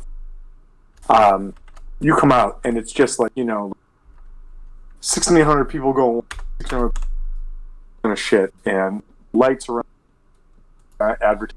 Do you want to come have some like duck feet over here? Do you want to get a massage over here? Do you want to get like my wares? I make knives. And then you're like, those aren't knives.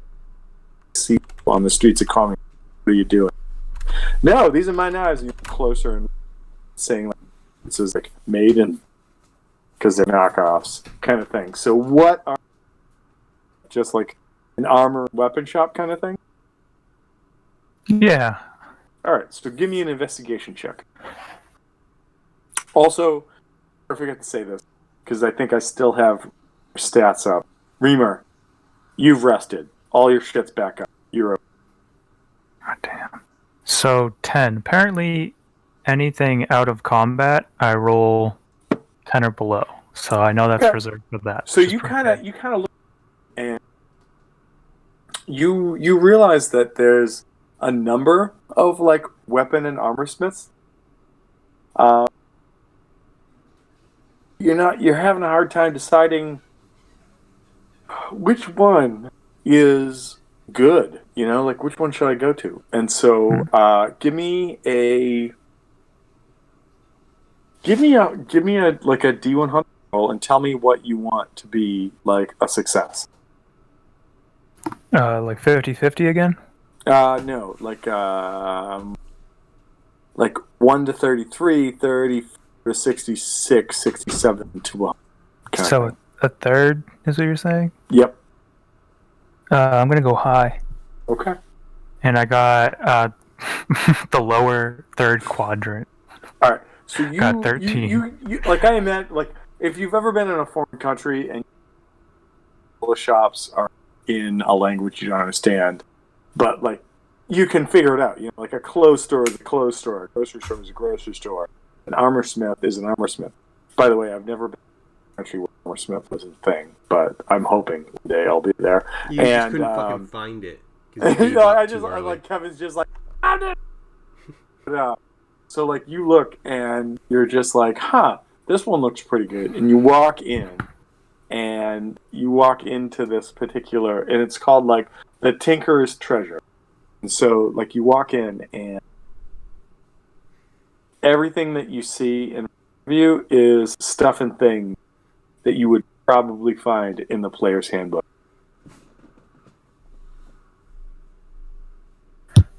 All right.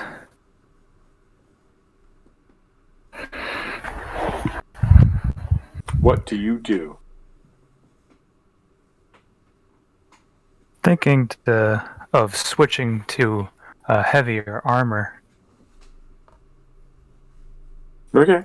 So like nothing mad out of just crazy, just something that would be in the PHP kind of thing? Yeah, I mean, if there is something magical, awesome, that I can look into investing to. If not, then what am I wearing for armor? I mean, the only thing about my armor right now is that it just can't be dirtied. Okay. So, So medium. okay. So the what are you looking for specific? Thinking like full plate. Okay. So you find that there is a suit of full plate. It's actually pretty unique in the sense that where the greaves and the like the chest plate and everything meet, there's this interesting like circle pattern, like a spiral that seems to connect all of it. It's not anything that's indicative of deity. That it's just a sort of a neat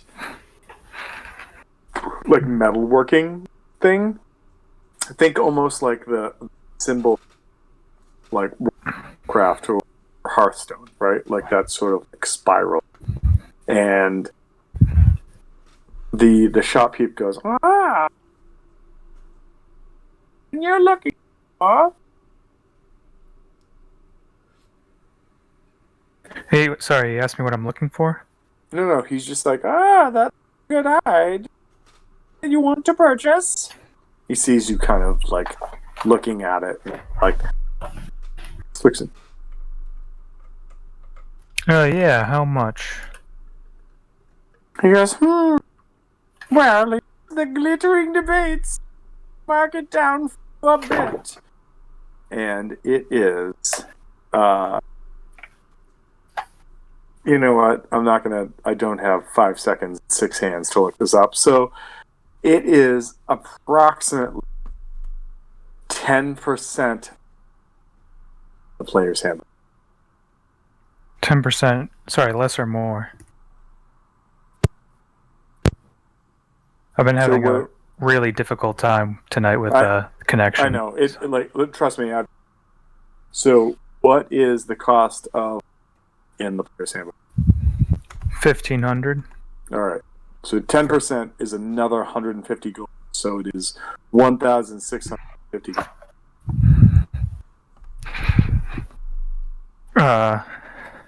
However, it is all stylized with the sprawl marks, which is where that additional cost comes from. This would be all of my gold, and that's only for 1 AC, if that. So well, I'll tell you what. There is always the chance that this shopkeep could take a trade.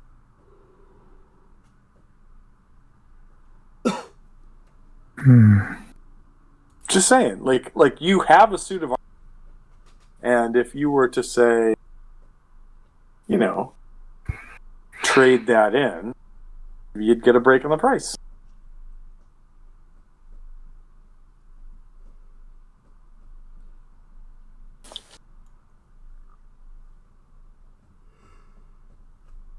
We can't have you dying in the Underdark now, can we? Also, maybe we can, and then we can sell whatever.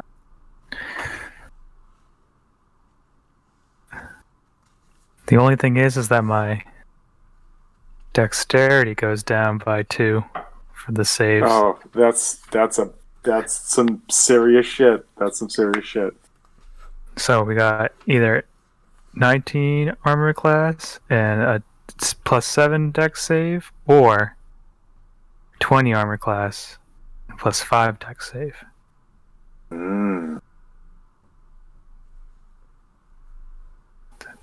Well, so and all my gold is gone. Oh yeah, and then there's no money left. Yeah. So I don't know. What do you want to do? I think I'm gonna move on here, and the shopkeep's like, that's fine. And I'm gonna go move on and look at some potion stores, looking for something to in case we run into trouble. Some health potions. All right. So as you're doing, give me 1 sec. I have to pause because I have to take care of one quick thing. Be right back.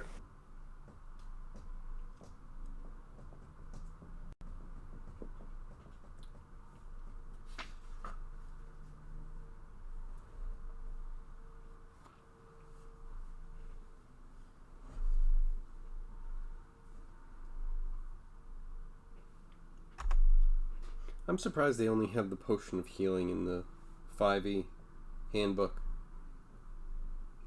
What do you mean? Because it's just the regular potion of healing. It's like, there's nothing bigger than that, I don't think. Oh, really? Yeah. I haven't found it at all. 153 is where it's potion of healing.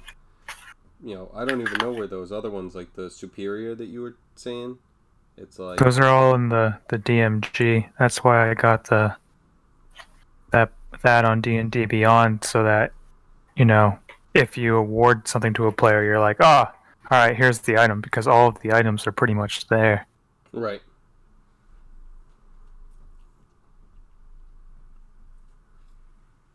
Speaking of, I have to look at the subscription. You are going to get a taste of what the subscription on Roll20 is soon.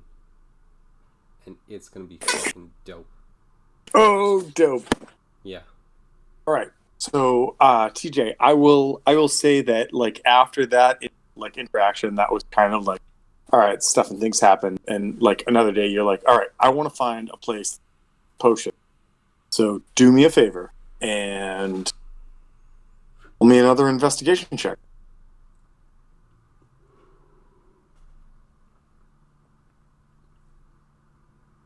Seraph says, no, I will not. That is 8. So you kind of like, and it doesn't seem like anyone near the like the hubbub is selling potions, and that may be because the glittering debate is not of like brutality, right? Like no one's stabbing each other. So maybe like potion dealers kind of step back and are hiding. So I'll say you can do a like how do you think you would ask? Like if you're just sort of like looking around, you can't find anything, what would you say you would do? Like are you gonna grab somebody and try to intimidate them and say like, where are the potions? Or like are you gonna, say like, hey man, like I would just like to get ready for my adventure and I would be Yeah, brah. polite and cordial, being a paladin. Roll me a diplomacy check then. Persuasion? Persuasion. Okay, diplomacy, persuasion works better. Different editions. I apologize. I thought diplomacy was part of this. I don't think so. I'll check. Deception. It's probably not. It's not. Perception, yeah. Okay, Persuasion, 11. 11. 11 is enough that somebody goes, look, man, I don't know what you're trying to get into and stuff, but I would totally tell you to, like, go talk to the priest or something, because, like, the priest is totally where it's at. And that's probably the best person who can tell you where you can get, your healing potion. I'm just here to look at the cool stuff that people have made. So, like, stop, burning my hide down. All right, thanks, LSP. Right. Also, I'm not lumpy. Get off it. I'm not a lava. I'm not. Yeah. By the way, I don't speak LSP, so you just hear like blah blah blah blah blah. But anyways, so they suggest that you head towards the the holy site, which, by the way, I will give this to you. Realize it's coming from down this way. All right, time to cut back over to Brerick and the Living Forge to say, and Brerick's like, what's happening? What are you doing? I just do you need anything else? Can I go now, or am I done? Also, I need to poop. What's happening? What? I mean, yeah, get out if that's the case. Gross. All right, bye. You got your stuff. You guys are jerks. All right, bye. I thought I'd get a tip. Just not. Bye. Spent 850 gold. That's a lot. I brought you everything you needed, and Yes. still being a joke. All right, bye. Gold. Also, do you tell you or introduce you to anybody? I mean, that's my thing. I'm here. Bye. Okay, bye. All right, bye. Also, hey, bye.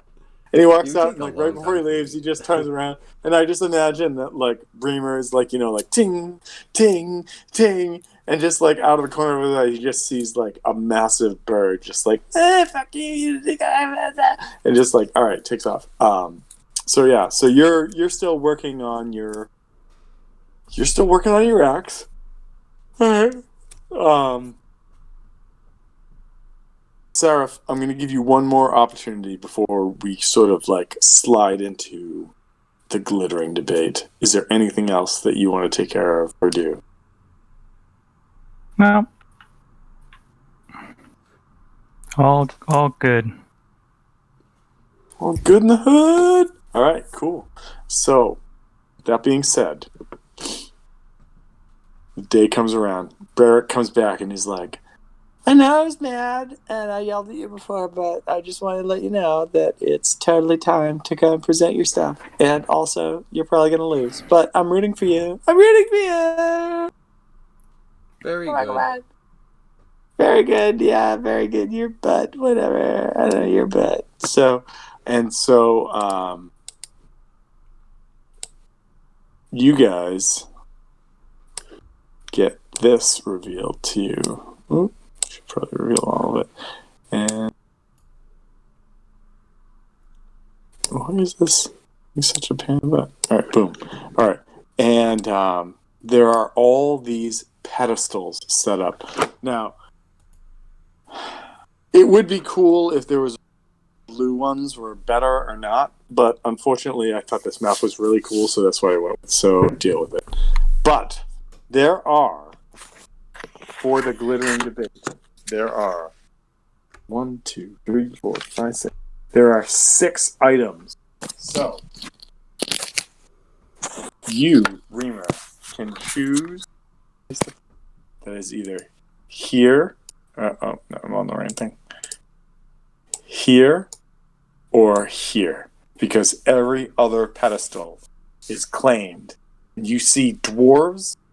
You see little folk that aren't dwarves. You just see people all standing around them with like claws that are like covering them because no one wants to reveal what they are. And then in the center of the room, right here, right at the top of it, you find Derek, Lord of the Iron Hollows, standing there, ready to preside and let people do. You also see there are like these sort of like elderly dwarves that are like, oh, let me look at what you have. Let me peek behind your curtain, which is the creepiest thing that an elderly person can say, no matter if they're a dwarf or not. But let me look behind your curtain.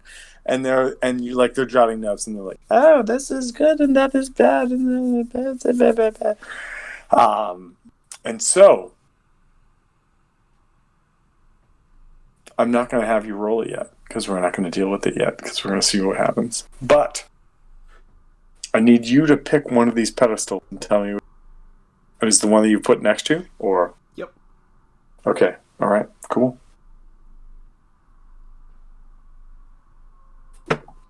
I want you and Seraph. What are you doing right now? Are you doing your own thing? Have you gone off to find like the churchies? Are you like what's happening right now? Just enjoying the spectacle of the debate. Okay. In that case, I want a perception check from Seraph and Reamer.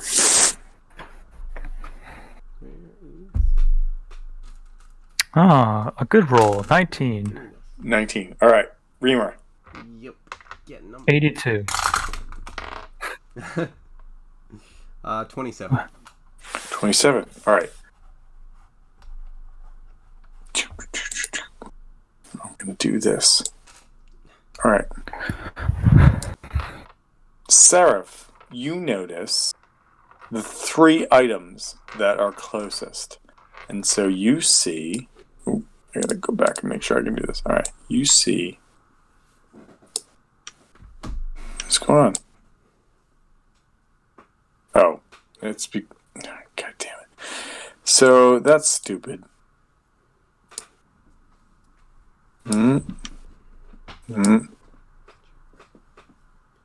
So if somebody's like icon is in front of something you have on the map, you cannot move it, and that is frustrating. Right. What do you mean?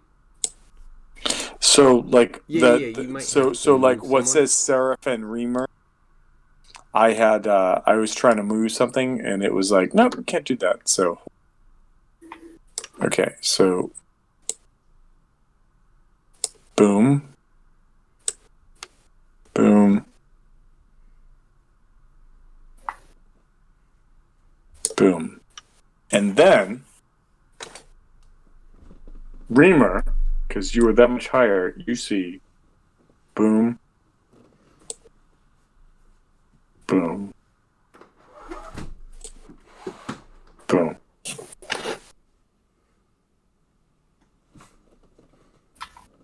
All right.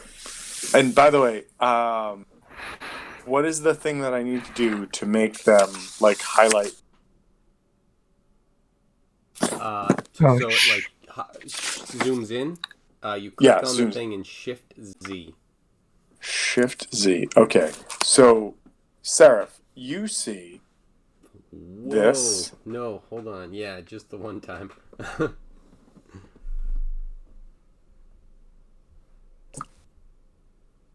No, that's not what I'm clicking. Like, what's weird is that's not what I'm clicking on. So, like, so Shift That's the- Z is not working. it's showing us the bottom one. Yeah. Yeah. So So if- why is this one? Are you Deep on the X right plus layer one. where you're clicking Yeah. on? Yeah. No, I have not used any other layer. So, So click on click away, click over here, and then click back over here on whatever you were doing.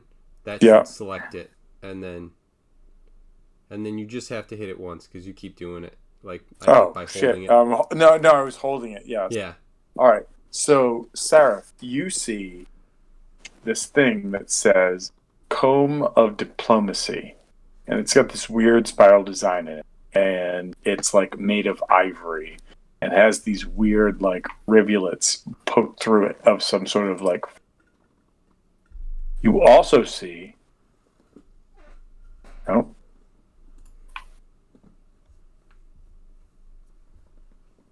You also see a. Shit.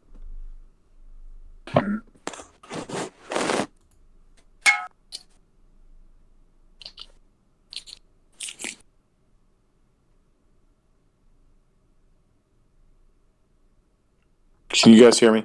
Okay. Yep. Yeah. Yeah, all right. Yeah, when your phone gets thrown off of the desk and your earbuds get ripped out and they get ripped out of your ears, yeah, you can't do much about that. Yeah. I heard You like guys- a clang you- or something. It was Yeah, just like, you guys see this wooden chest that is made of like ornate materials, and it just has like a lock on the front of it, and it just says "Gilded Chest of Wealth." And then you guys, what else do you guys see? You guys see Control Z. No. Oh shit! Everything's running away. What is happening? No, you're supposed to be. You know.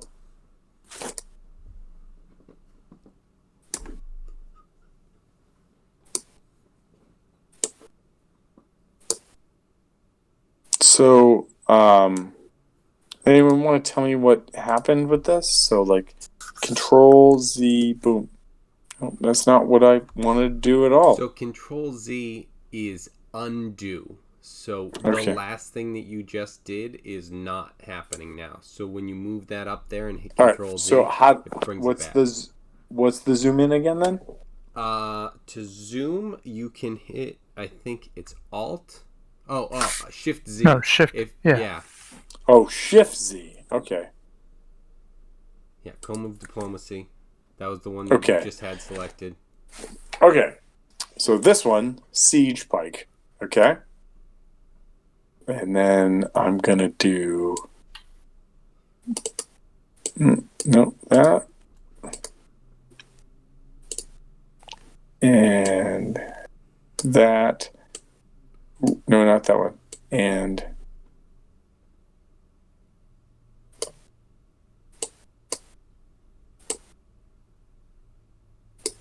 Okay, so if we go Shift Z, see there's an Anvil of Luck.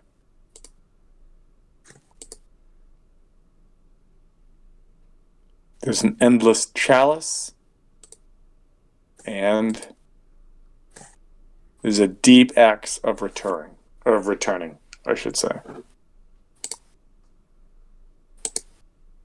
All right. And so you, sir, with your creation, are going to put something right here. And that is the Axe of Replenishment. Is that what we went with? Replenishment. Yes. Something. Yes. Okay. So, long story short, which ones do you want to listen into? And are you ready to defend yourself? All of them, yeah. I mean, All right, so you can't listen to everybody. You can't all listen right, to what is everybody. my limitations? I'm gonna say that Seraph, you can listen to 2. Reamer, you can listen to 2.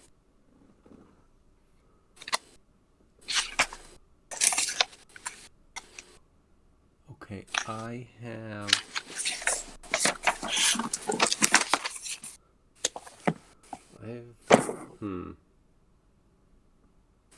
I think I have the 2 I'm looking at. All right, which 2 are you looking at? I'm looking at the Anvil of Luck and the pickaxe there. The siege pick? Yes. Okay. Seraph, which 2 are you listening to?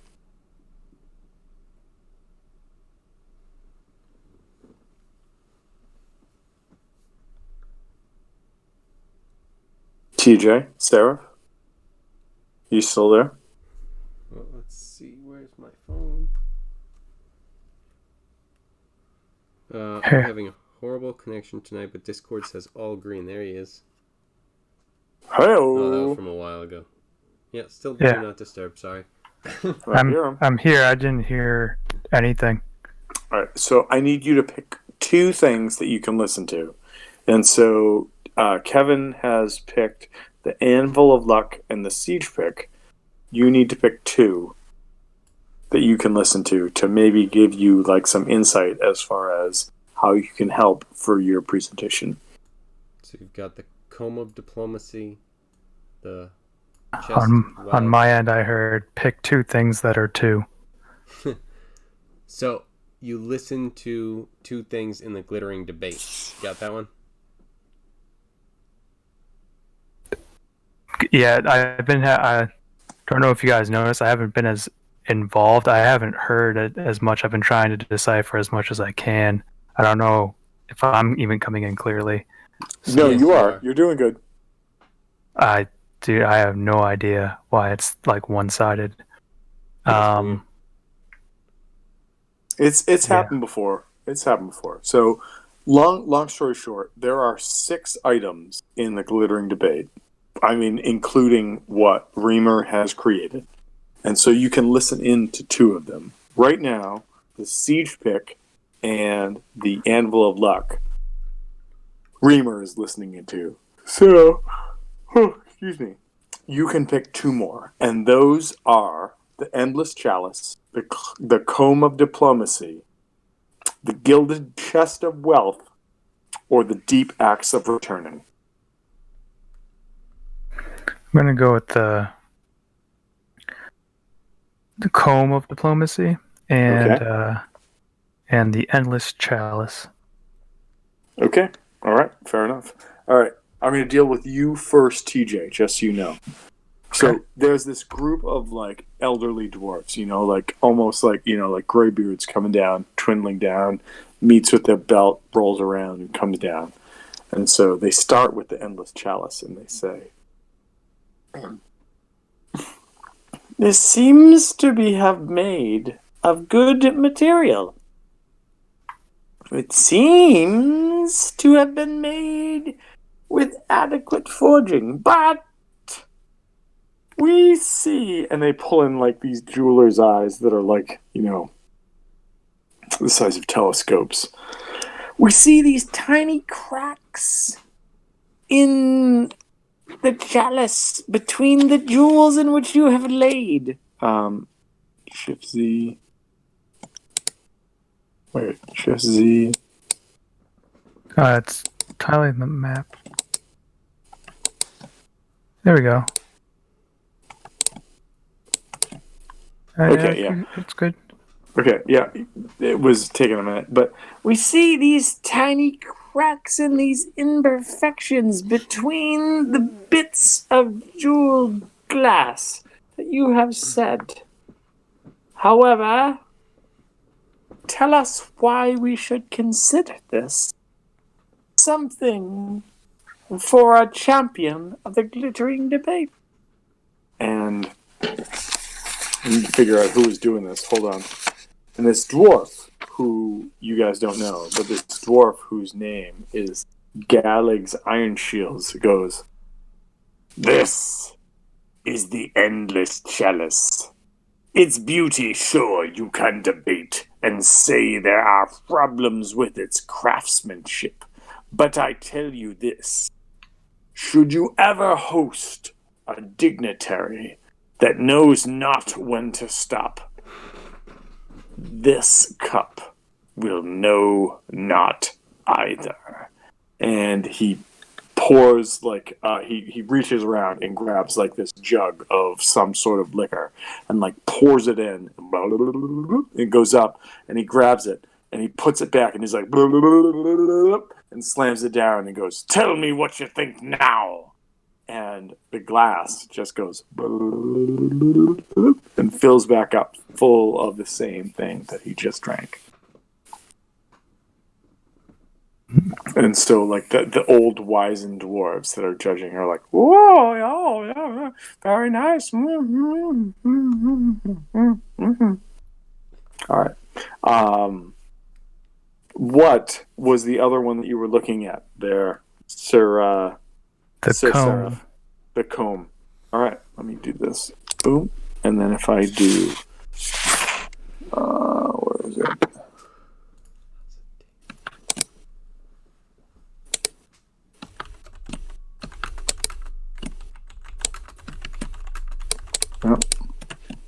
Gotta highlight the new one first, I think.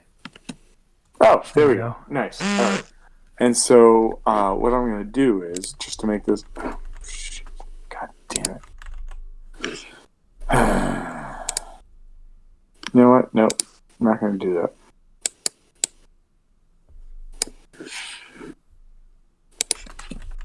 All right. So what you see is what is either one or several pieces of ivory combined together with these like intricate designs and these like rivulet things through it. And the people who are selling this are actually two rock gnomes. These are, if you're familiar with gnomes, like rather than being like sort of like crafty and like ooh, hoo, hoo, hoo, rock gnomes are literally like the gnomish version of dwarves, right? Like they want to craft things. They want to dig out the secrets of the earth and make special things out of it. And so they work together and they created this thing. And they're just like, and so as people come up and they're like, "Well, what is this thing? Like, what does it do?" Like, this is, sorry, just double check something. All right. Yeah. This is a device that will give any dwarf or anyone who has facial hair the ability to sound way more loquacious than they are normally. Do you need to sell something? Do you need to make sure that that piece of cord goes through? This is something that will help you with it. And you should give me a knowledge arcana. Give me a knowledge arcana about this, Seraph.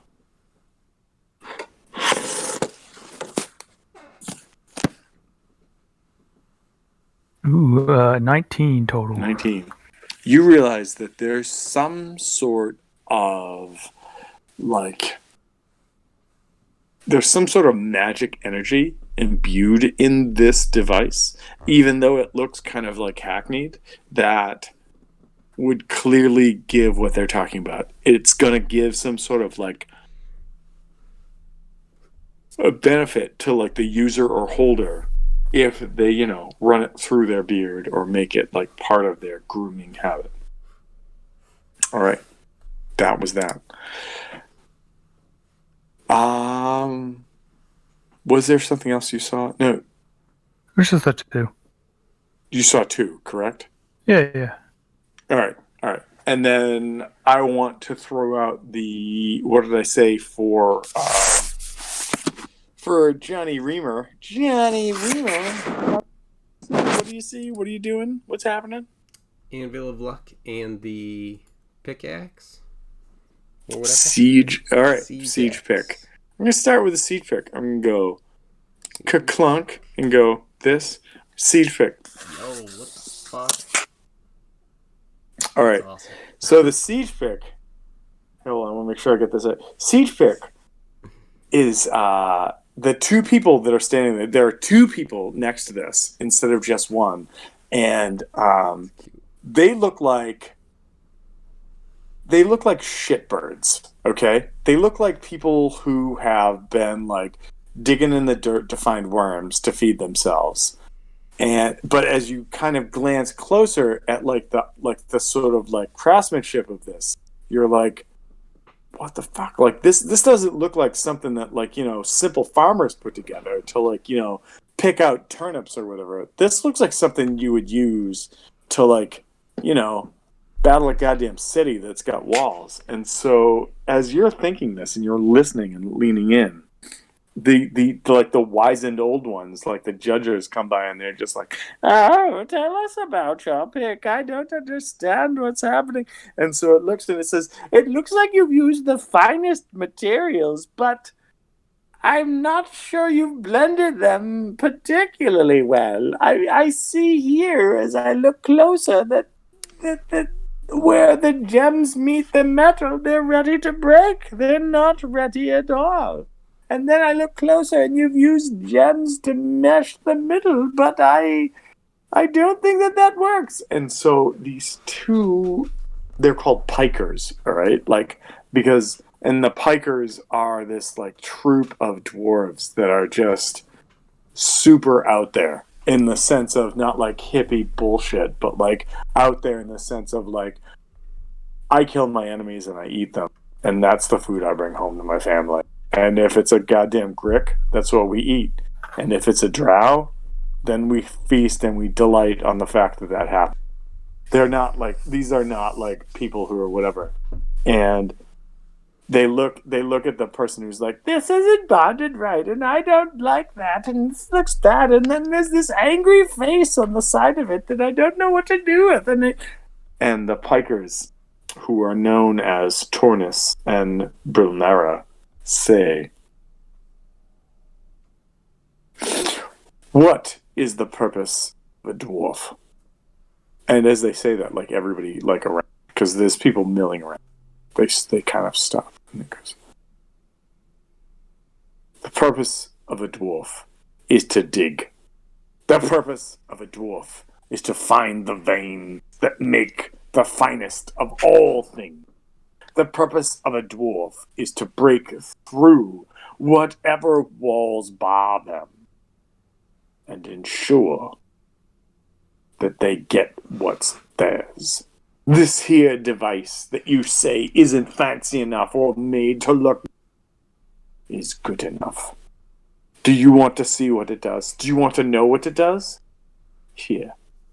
And Tornis, this sort of like younger female dwarf, picks it up, halves it in a hand, almost like it weighs nothing, turns around and says, "Allow me to show," and does like this like pirouette, and it sails across, and the pick end digs into like this piece of stone, and the stone erupts, not just sort of like cha-ting chip, but sort of like and like blows across. "We've created," and Tornis goes, "We've created something that all of us can use, because all of us are dwarves, and this is what we do." All right, siege pick. What was the other one you wanted? The Anvil of Luck.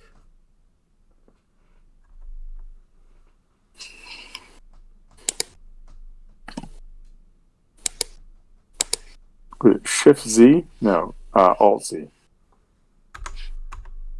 Nope, shift. Once you click it. Yay, there we go. Alright, so this looks like a very typical anvil, except for the fact of like this like super detailed striations that go through it. And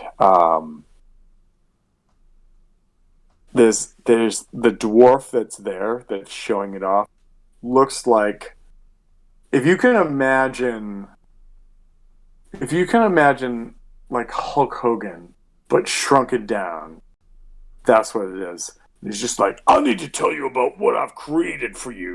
I have created here the best anvil any dwarf or any forger can use. Let me tell you, brother, that this is the best thing that has ever existed in all of Toril. Not just because of me, but because of the divine right that has come through me to make this happen. And he goes on to explain that the metals were hard to work. Excuse me. Metals were hard to work, but he managed to do it, and he managed to find a way to make this like forge trough something that would imbue things with power.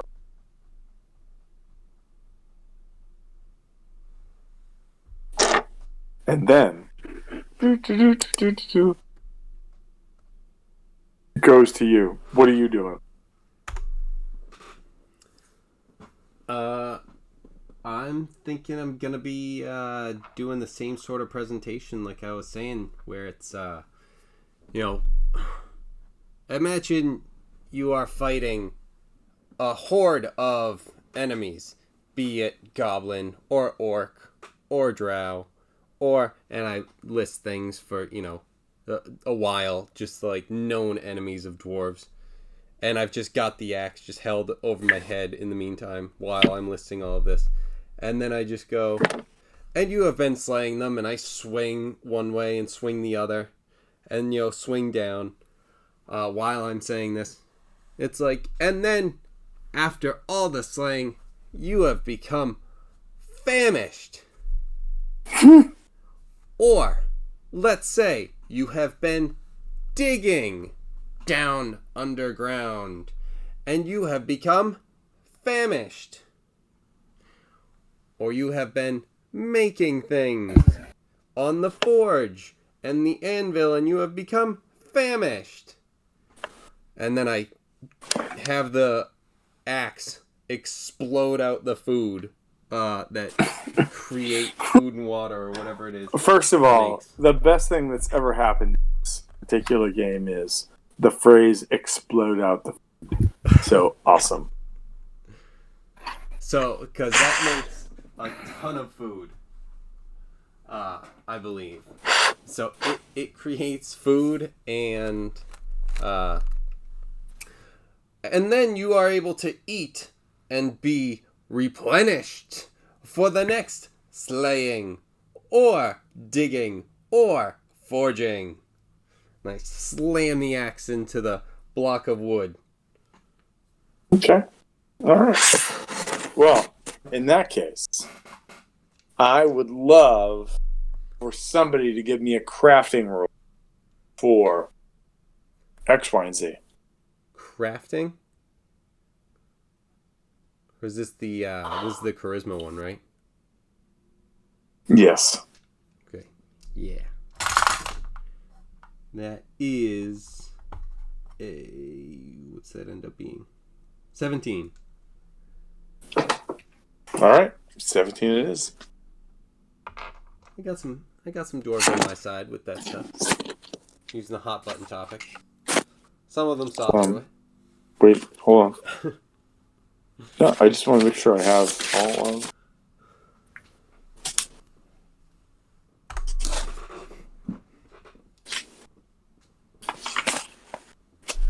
So, Kevin, what do you have right now? Also, what did you roll for that?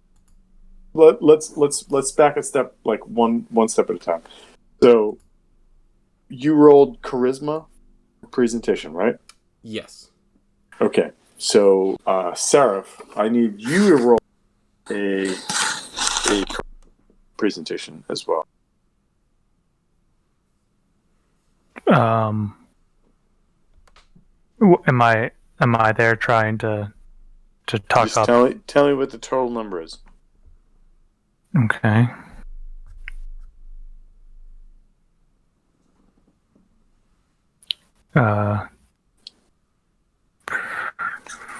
intelligence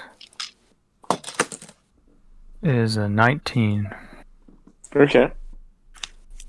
Cool. All right. Well, as it is literally a minute to 11:30 right now, and you guys are slap down in the middle of the glittering debate, I'm going to say let's call this, and then we'll find out what the respective outcomes are next week. Good idea? Cool. Cool. Okay. All right. That being said, listen, I know I dicked with you guys a little bit earlier, especially with the whole like steam room and laundry, but sometimes it's just fun to do that. Create something that makes attention that is so. Yeah, that was goofy. Well, it was just this thing where like you're just like, Jesus, there's this thing on me, and Seraph's in the background. I'm just gonna hold because this is stupid. I'm not going in that room. And then all of a sudden, it just turns out to be this like elderly dwarf doing sheets, and you're like, "What the fudge, man?" Exactly. Alright, cool. But, So, all right, yeah. good stuff. We will come back next week, and we will find out the results of the glittering debate. Awesome.